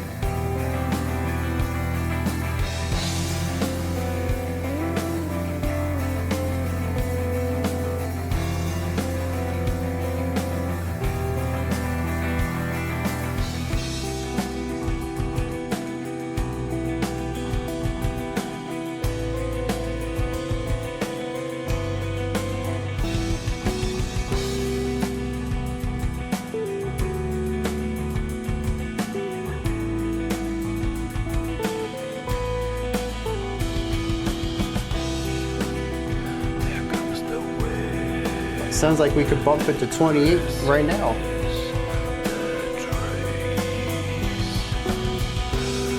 Although actually, according to Twitch, there's 28 of us, so all of us listening right now is more than their usual monthly. Dang, Mark's coming in with shots like a bad Opeth.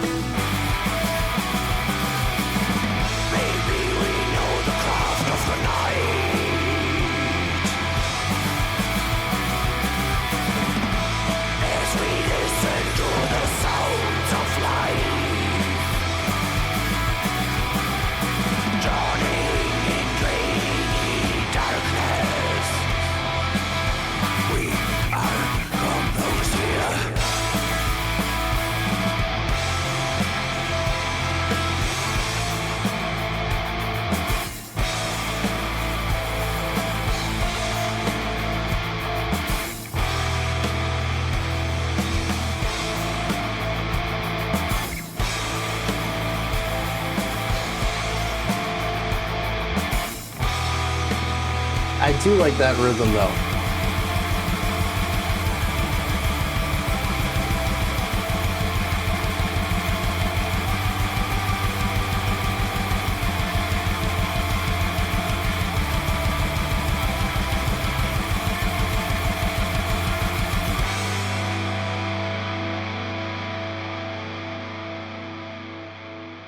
Oh, that's it. That's the fade out.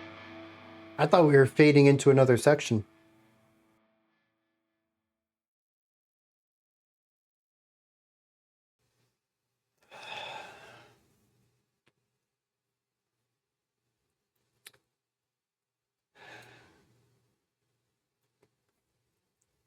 I look forward to someone else requesting a track off of this album, maybe from this artist. I don't think I enjoyed it though. Now, I do agree, this has a really great moment in it.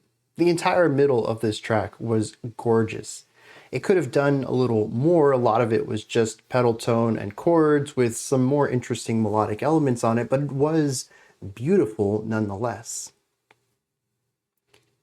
But it's bookended by this blackened stuff that never really clicked for me.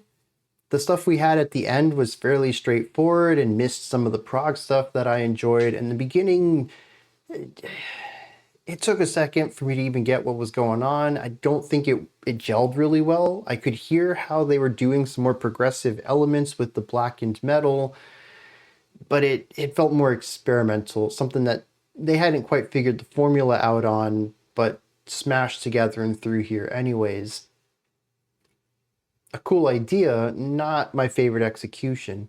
And so I tended to enjoy the non-metallic sections of this, which, yeah, I mean, that checks out for me. But it also left me with very little to like about this listen.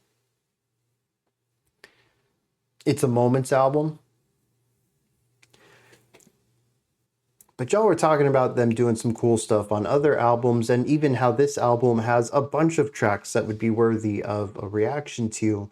So I am curious about the rest, but at this point, not something I would explore on my own. But I do look forward to being directed in another direction of theirs later on. I think the songs take a few listens. That's possible, but I don't feel like this one was too dense or complicated either. The most intricate part was that acoustic guitar, I think it was, on top of the blackened section at the beginning, which had an odd rhythmic phrasing against the black metal, but everything else was fairly straightforward. But it could just be that it takes a few listens to appreciate more so than understand. Some subtle pannings early. I don't think I picked up on them. I did pick up on the drumming though. The drumming on this was excellent. And for a lot of this track, it kind of saved my experience with it. Because even if there wasn't something that grabbed my attention from the guitars, or definitely not from the vocals, the drums usually had something slick up their sleeves. Think I'd prefer the album Numbered that's on Spotify? Okay. Yeah, like I said, I'm not writing them off. I think they have some interesting ideas here, but I do feel like there needs to be a little bit more songwriting maturity until I actively want to seek this out. This track didn't grab me, but it does say that there's some interesting bones to this group here. All right. I was wondering why we had so many tabs left. I'm not trying to rush the stream, but I can feel my voice starting to give already. And I was like, okay, should I cut this early or should I, run it through? I'm like, 6 tabs left. How are there still? No, there's only 4. I think I'm good here. Vocals are more varied on that album, on Numbered. Okay. That might be a place for me to start then. Hey, Stringhead, welcome. I think you have one today too, so I think you made it just in time. Next up we have Sheev, which this album art is wild. I'm gonna let you look at this real quick. We got some steampunk, wild-haired, crazy-maned guy with brains along the walls of this very tight corridor. It's just wild. It's called the Mind Conductor, and he looks like he's in a train, but he's also conducting minds and manipulating them, and there's brains, of course. Oh, let me scroll down a little bit so you can actually see what he's working on. Yeah, this is another wild album art here. Very intriguing. This one comes at us. Come on, Brian, why'd you do that? The first song of Numbered's all clean vox and opens with a banjo. See, I'm kind of down for that. Been following the stream, but had a busy morning. All right. Aren't all conductors mind conductors? Yeah. Oh, there's also like these pipes and wires and stuff going into it. So we have like possibly electrical conductivity. So, I mean, that's coming into play too. Maybe there's some wordplay on here. I'm intrigued. I do need a second though. The second time today. My brain's just not here at the moment. I'm just going to read this one without bringing the text up so we can get this rolling. This one comes from Tiger Charm. I apologize for messing this up. A progressive stoner metal band. Not too many stoner bands dabble in progressive stuff. They balance off-kilter or polyrhythmic sections with more standard stoner sections. Their second album, released last year, was on my AOTY list, but this is from their debut. All right, let's kick this, see what's going on with Sheev, the track Horsemouth.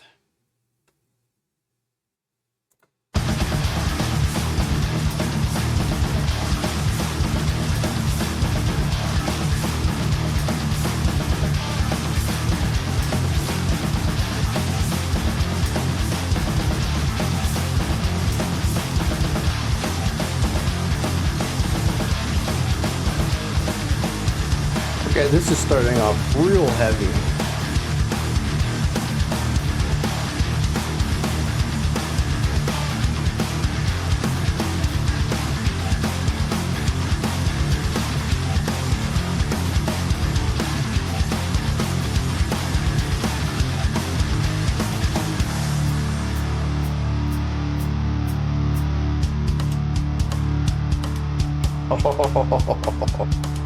Oh, where are you going with this, buddy?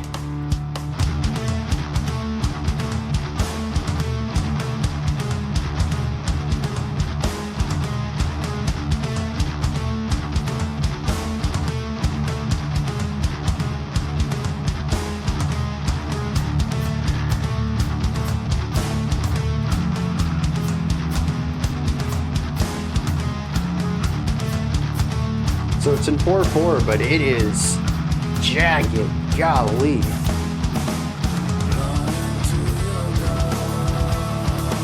And at beat 7 and 15, it really feels like it's ready to wrap up on the 16-beat phrase in those two moments, but there's one more beat before we get to the next bar. It feels like it's pushing against that, not just the rhythmic phrasing, but also the melodic qualities to it. Feel like they're ready to wrap up a beat earlier than they do. Yeah, the timing on this is wild.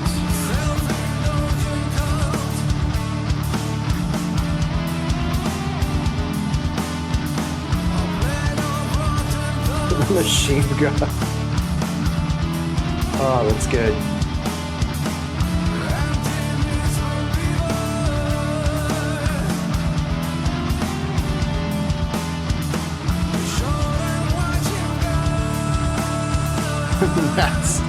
It is funny when you write it that way.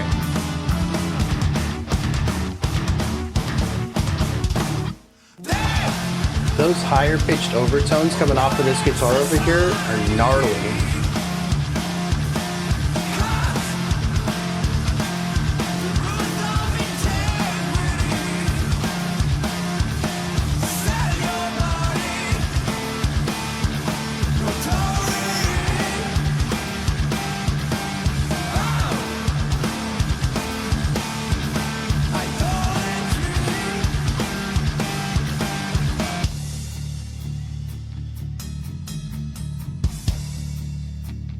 Yeah, it's got a nice, honestly, a stoner rock vibe to the vocals. Very alternative rock style that, to me, fits the stonery atmosphere, even if it doesn't necessarily fit the more aggressive rhythmic elements. But I think it all comes together for me.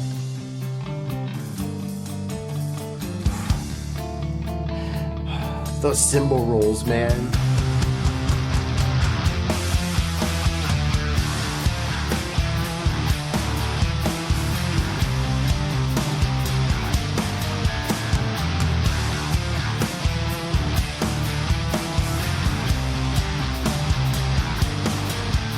Those are some crisp snares, man.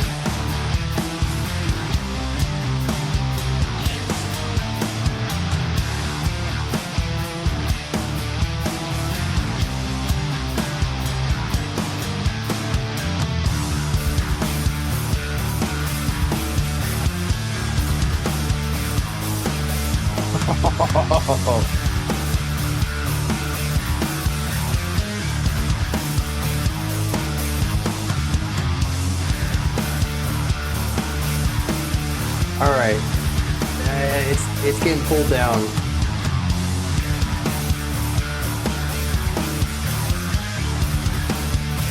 What are these sounds?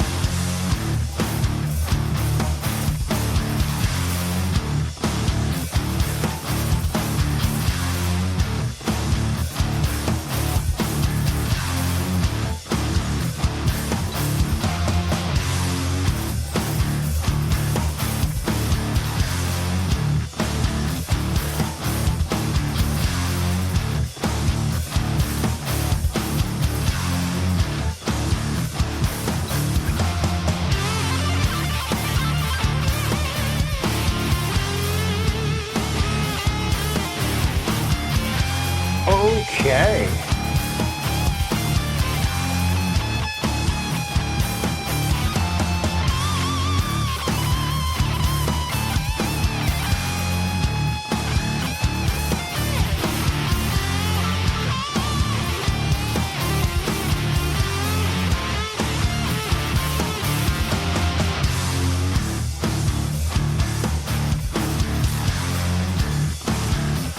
I think I would like a little more contrast.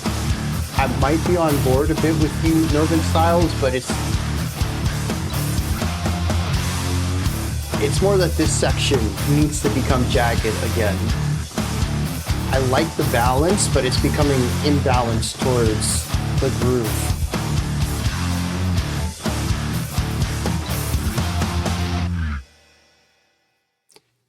Oh, it's, oh, yeah, no. Yep. Yeah, no.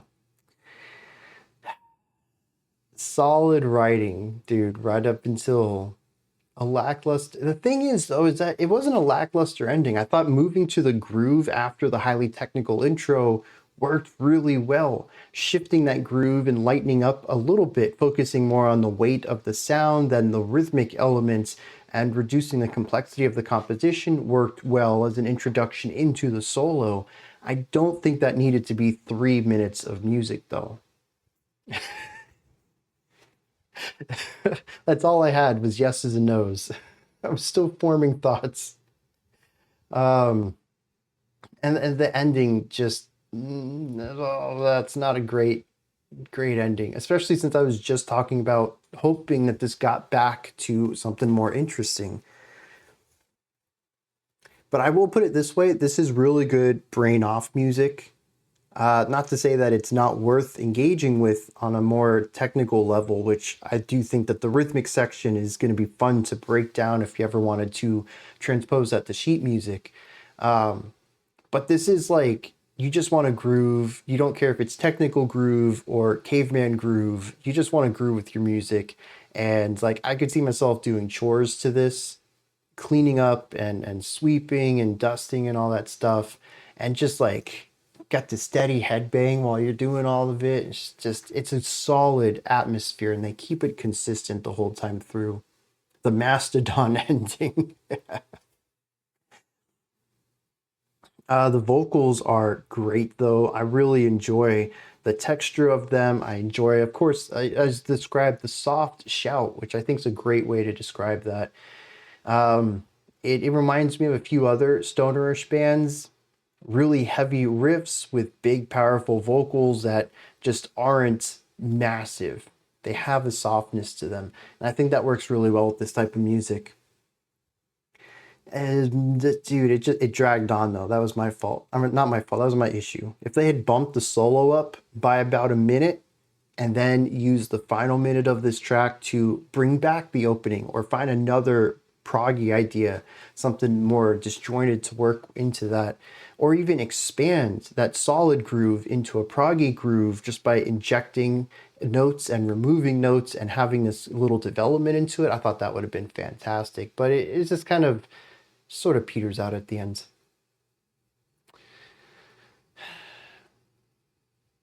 Yeah, dude, a melody would have worked over that too. Ending needs video with mystical creatures stabbing. You know, I could see it. That would work well. Just something to give the mind something to do other than this one note and this one groove. Yeah, run the solo to the end. Fade it out if you have to. Stopping the solo early just to keep grooving on it was not my idea of a strong decision. Yep, one more idea would have been enough. I'd complain about the fade out too. I would, but I think I'd be less passionate about it. That was the joke, though, of why I said go ahead and fade it out, because I don't like fade outs, but I would have taken that over what they did. I have a hierarchy of dislikes. Just a burst of random notes. Very spectacle driven, but I do think there was a bluesy underpining to it that I liked. So I didn't have that big of an issue with it. Oh, but Mark over here enjoyed the ending. Contrarian Mark today. Oh, man. I pulled it down, though, early. I'm still happy with that. I'm going to have to check out more. And I think Tiger Charm had mentioned the second album was better or newer. Obviously, it's newer. I don't remember what it was described as, but maybe there's something more to dig into on their later one as well. All right, we got some 65 Days of Static here on this one with the track Mountainhead. This one comes out as from Stringhead. Cool IDM math post-rock hybrid. We're getting some cool dance music hybrids today. We had that black metal EDM earlier. Now we got some emo IDM. I'm ready. Let's dive into this, see what's going on with 65 Days of Static. My ending standards are too high. You know what? Yeah, I'll accept that. EDM is emo dance music.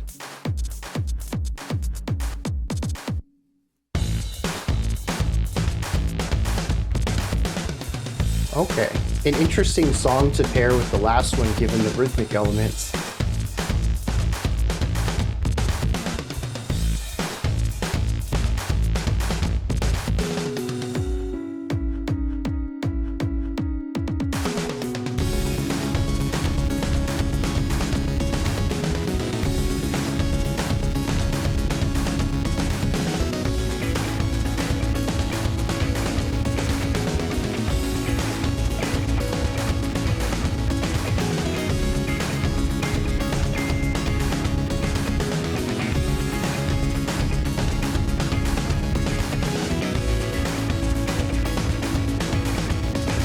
Oh, dang. The rhythmic element of this is weird.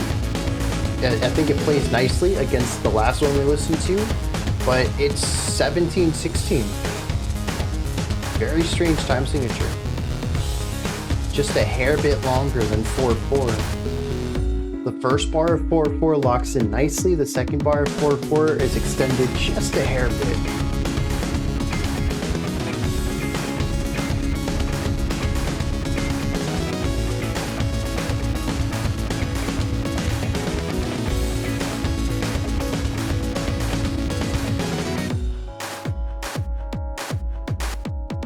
(17/8)? That's possible.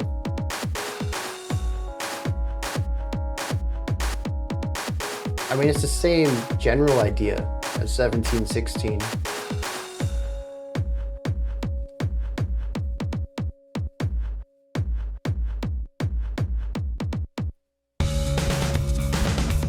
Ooh, that bass though.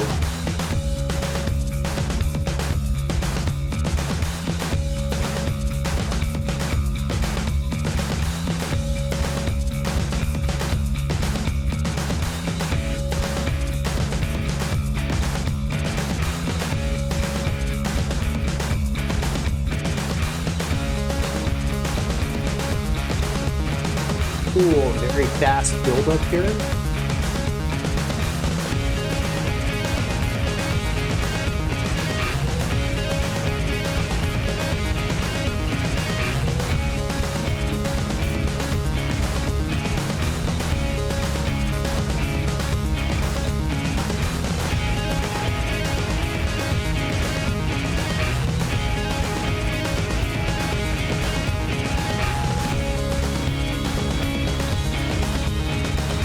Mind punk.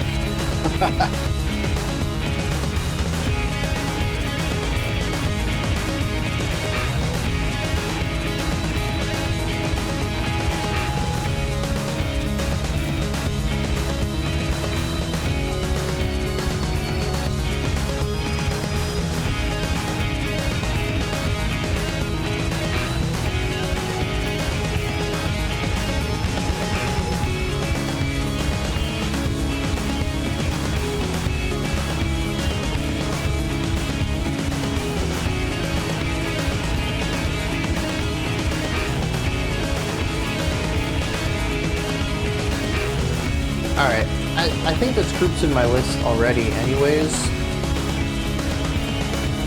This might be the album I need to start on though. Especially given what Stringhead mentions.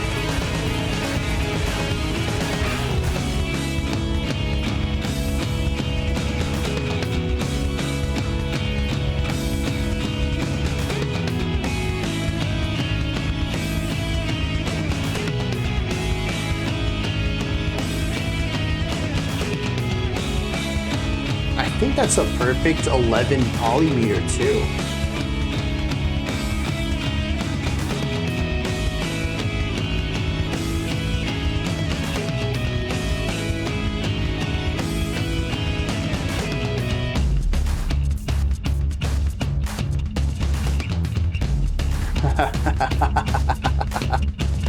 Okay, y'all are clever.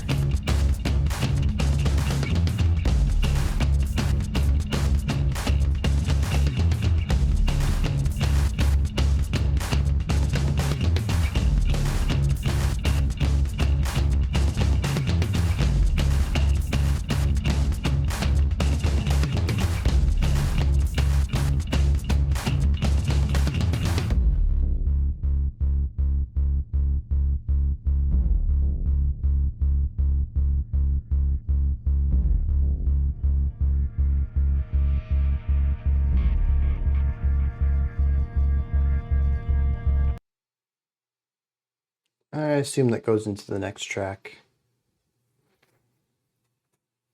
That's the opener? Dang, dude. That album's gonna be amazing. I gotta dive into that.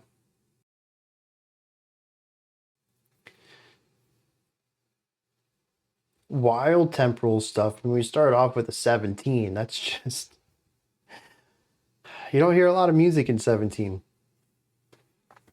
And there's cool layers, cool atmosphere. All the instruments sound great. There's definitely an electronic edge to it all, but it doesn't feel like electronic sounds, like stereotypical electronic sounds. There is a chiptune in there, sure, and a couple of synths that are very clearly synths. But we also have a bass guitar and possibly an electric guitar, or maybe a synthesizer designed to sound like an electric guitar. Kind of expands the sounds palette out a little bit and allows them to take this approach into electronic music from a different direction. And I really enjoy that because it brings about something that feels more rooted than electronic typically does to me. Electronic music can feel, and one of the things I love about it is that it feels very vast and exploratory. It can be anywhere and everywhere. So why would you keep it right here? But this song allows some of the more expanded ideas to hover around something a bit more rooted and grounded in something like the bass tone on this. And so a lot of this track ends up feeling like wanting to take off, wanting to go somewhere else, but can't escape the gravitational forces. So that whole vibe throughout this track kept me as this tension, this push and pull throughout. And I think that having the time signature be almost 4/4, but not quite, always feeling that at the end of every other bar, it's just hanging on to a little longer than you thought you would, but then being snapped back into the norm. It's interesting. The band mixes electronic with live instruments, live drum, bass, and guitar. Some of the synths are played note by note while others are programs. Okay. They did some soundtrack work. Isn't this the group that did the No Man's Sky soundtrack too? I think they've done film as well, but I'm not 100% sure about that.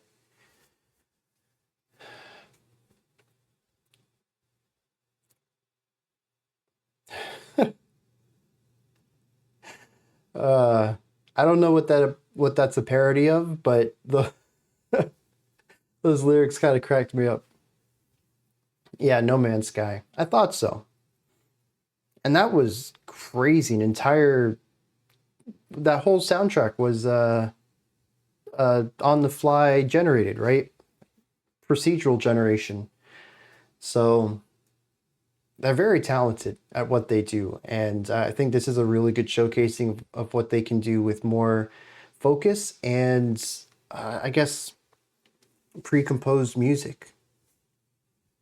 Oh, okay. I've never heard of Ladytron before, but it's an interesting artist name. Kind of interested by it.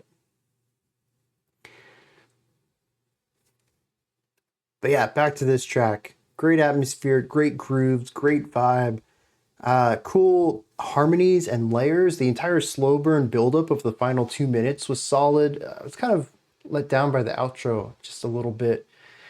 I liked the transference as we shifted through 3 different similar but different rhythmic things and then landing on the bass alone. I thought this was leading somewhere, but it ended up wrapping things up. The reduction to it wasn't a way of building intensity for a new section. It was a way of reducing intensity to finalize the song. So I think on a second listen, I'd be more receptive to that. But it did kind of sour my experience on it a little bit. But generally the movement between ideas in those final couple of minutes was fantastic. And I loved it. Let down by the outro, who would have guessed? You liked it for the electronica? Electropop sometimes with a bit of shoegaze. That would be interesting. That's what Ladytron does? I Destroyed Everything You Touch by Ladytron is one of your faves. I might have to check them out. All right, Marilyn, have a fantastic rest of your day. Catch you next time. The sad outro edition. Yeah, okay.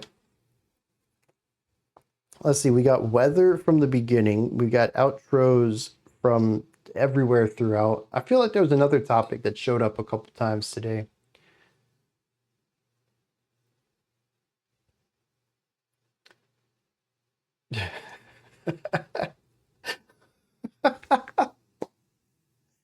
Oh, the chat. Y'all are killing me right now. The intro makes or breaks the pull down edition.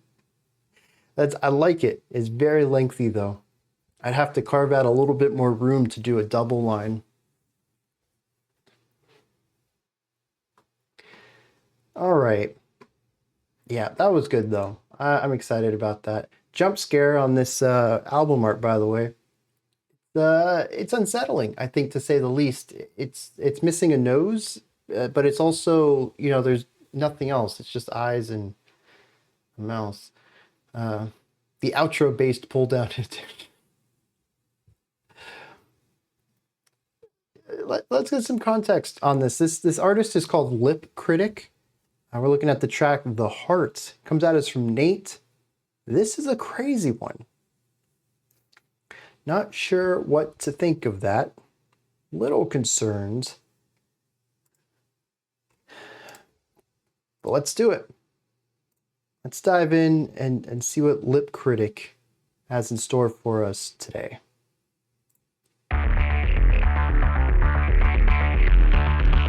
That's a lot of bass.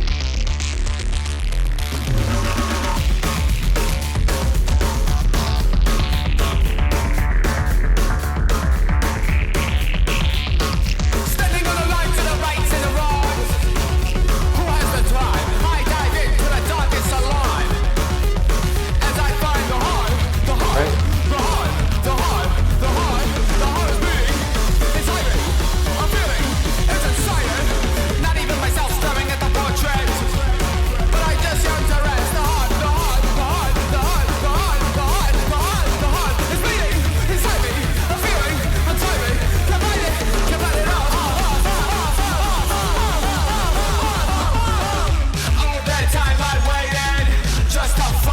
That's very interesting. An album prolific enough to have a wiki entry where the band doesn't.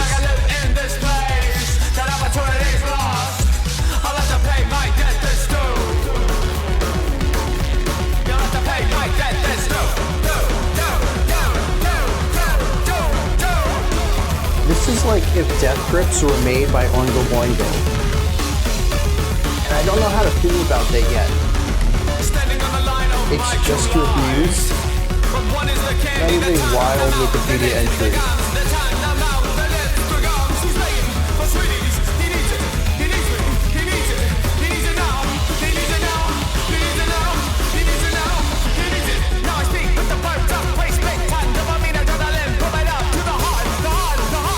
I've heard of AWOL Nation, but I don't think I've ever heard anything from them.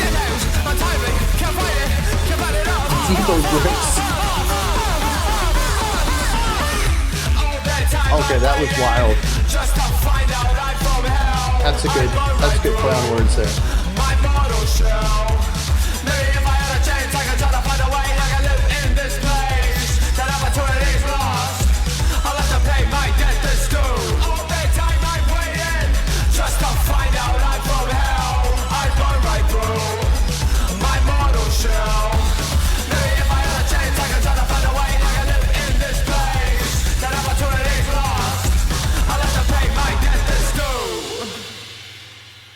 So that was only 2.5 minutes.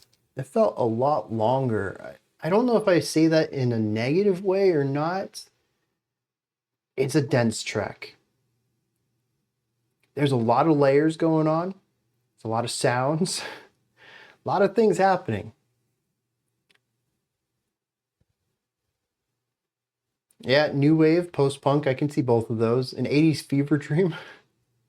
Feels wrong to listen to it at my computer.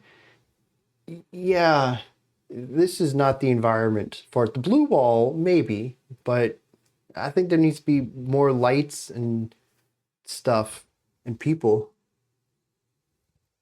If you're not using headphones, these songs lose a lot. That makes sense. I feel like a lot of electronic music is mixed and produced around headphones rather than speakers.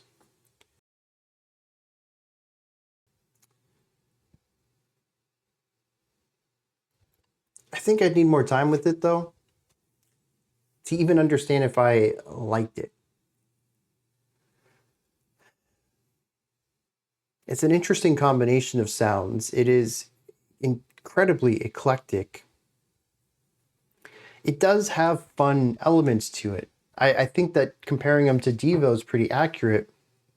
When I think about the fun ways that Devo, they use vocals and vocal inflections and timbres and just changes to the sound of their voice that increase the fun elements of the track. We hear a lot of that in here as well. Yeah, the vocal style fits because a lot of it's eclectic. It feels like a fun mishmash of a lot of different sounds and atmospheres. And so having a fun mishmash of vocals, I think fits that as well.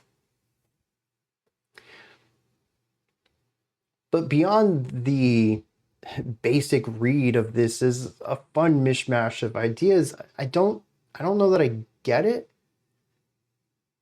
I had fun with it, but I don't know what it's trying to be. I don't know what it's trying to do or say. It's just incredibly unique. It's one of those things that's certainly working within its own framework and language, and without understanding those basics, it's kind of tough to get a read on it. The chorus was catchy. I'll give you that. 100%. And it is incredibly energetic. This is a song that's very easy to move to, but it's also very odd. And I think that, especially on a first listen, the oddity overpowers the bounciness of it. I think eventually that will subside and it'll just become a fun, bouncy track. Trying to be full of attitude. This thing was full of attitude. The beat was punky. Yeah, good call.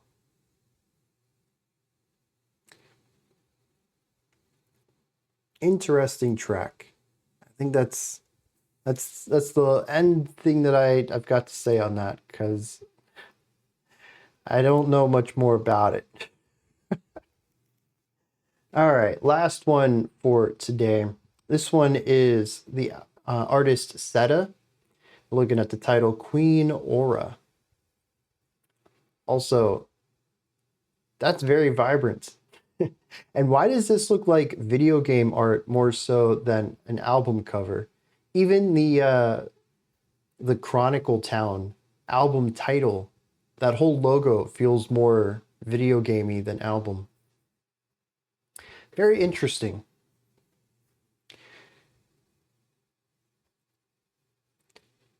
This one comes at us from Matt, an Australian musician making music heavily inspired by J-rock, Japanese fusion, 90s, early 2000s video game music. Again, mostly Japanese video games, I'd say.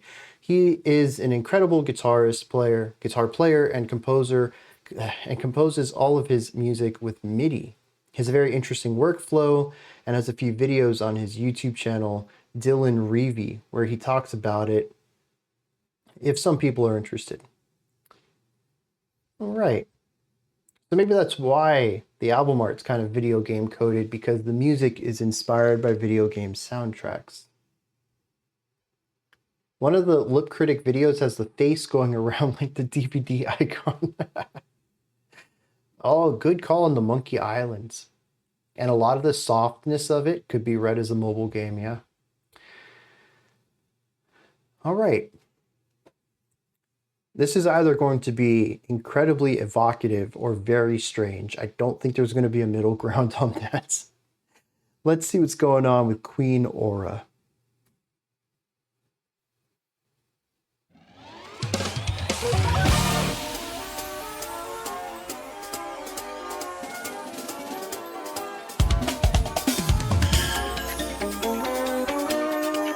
The percussion is fun right from the start.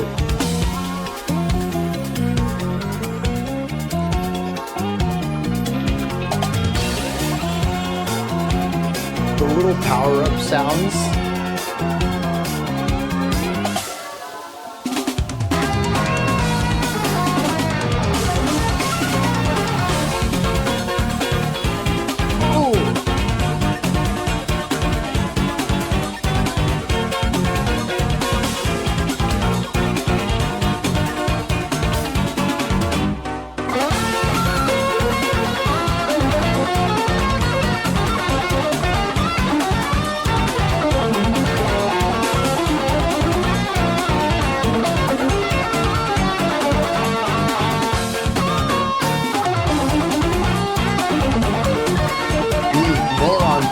That's a good one.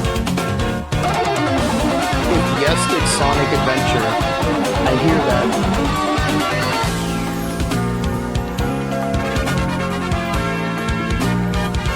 Very crisp brass.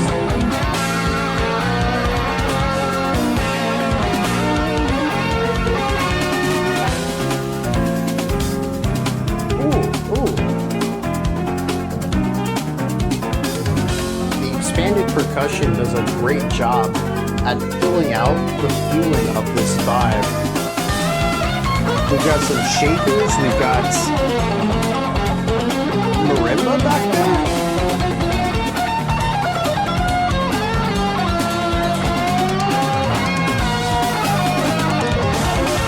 I didn't even hear the steel drums.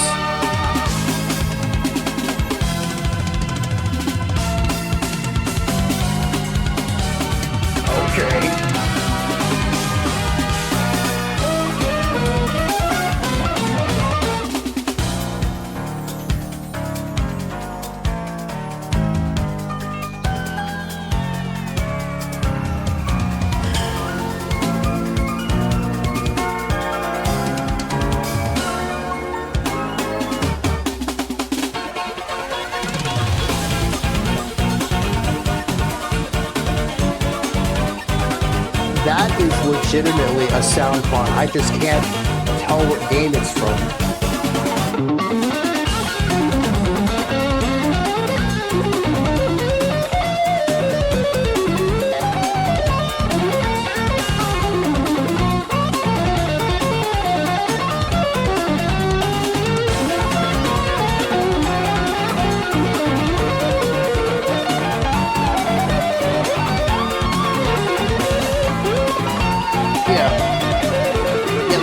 about the way that the ideas flow into each other that screams like a late 90s, early 2000s video game.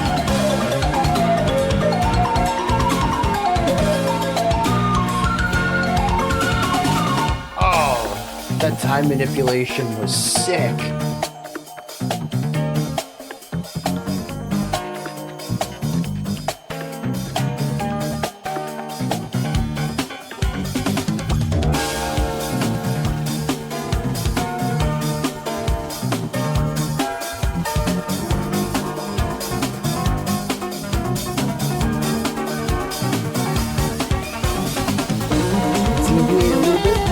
Jam.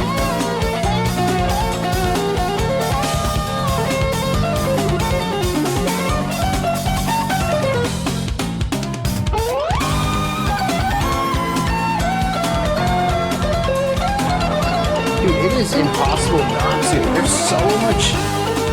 It's so bright, bubbly, rhythmically bouncing.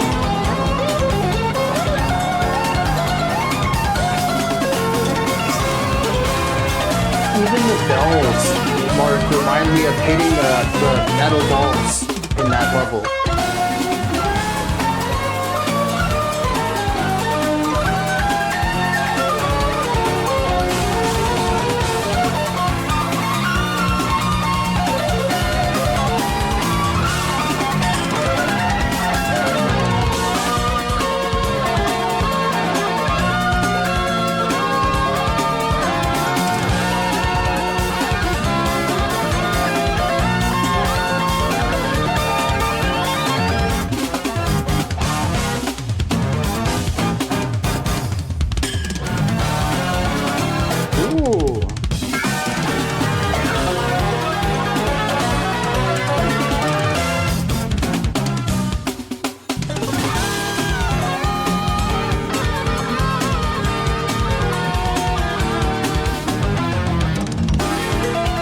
Marky puppy under stress.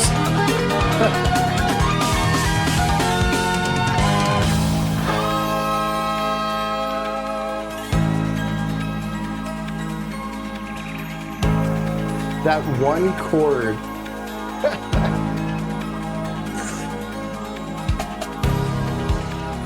So vibrant.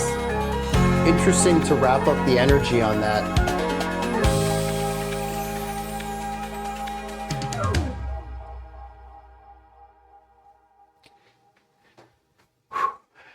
Yeah, dude, that's a lot. I agree with a lot of the comments coming in. Novin Silent had mentioned that it's too extra for a video game. I think that's true. I think that's mostly true, but it does capture the vibe of a lot of video game music, and I find that to be really impressive because it also stands on its own, right? It's like taking soundtrack music and then putting the extra 20% on because it's not a multimedia project. You got to fill in the rest of that sound, and this does it really well while creating this linear journey through 6, 7, 8 different sections that all feel connected but distinct. It has a very similar vibrant vibe to it. This is very fun and upbeat and cheery through most of it. It's very energetic with a little bit of bite to it. But it's also distinct from section to section, just incredibly well done. And there's so many different parts and instruments to all of this. I can't imagine the amount of time it took just to make the bones of this one song, not even fleshing it out all the way. There is so much going on. This is vibrant. I think that's the word. I've said it multiple times already when describing it. It is what I feel is most accurate for it. And I think even, you know, coming back to the album art here, this port city that's multi-layered up, this would be dense, this would be heavily lived in, there's going to be a lot of activity all the time. I have no idea if the music's supposed to represent that or not, but I do feel like it is a very tied together visual to sonic theme going on here. I've heard so much music like this, but no music like this. Yeah, 100%. And that's the crazy thing about it. I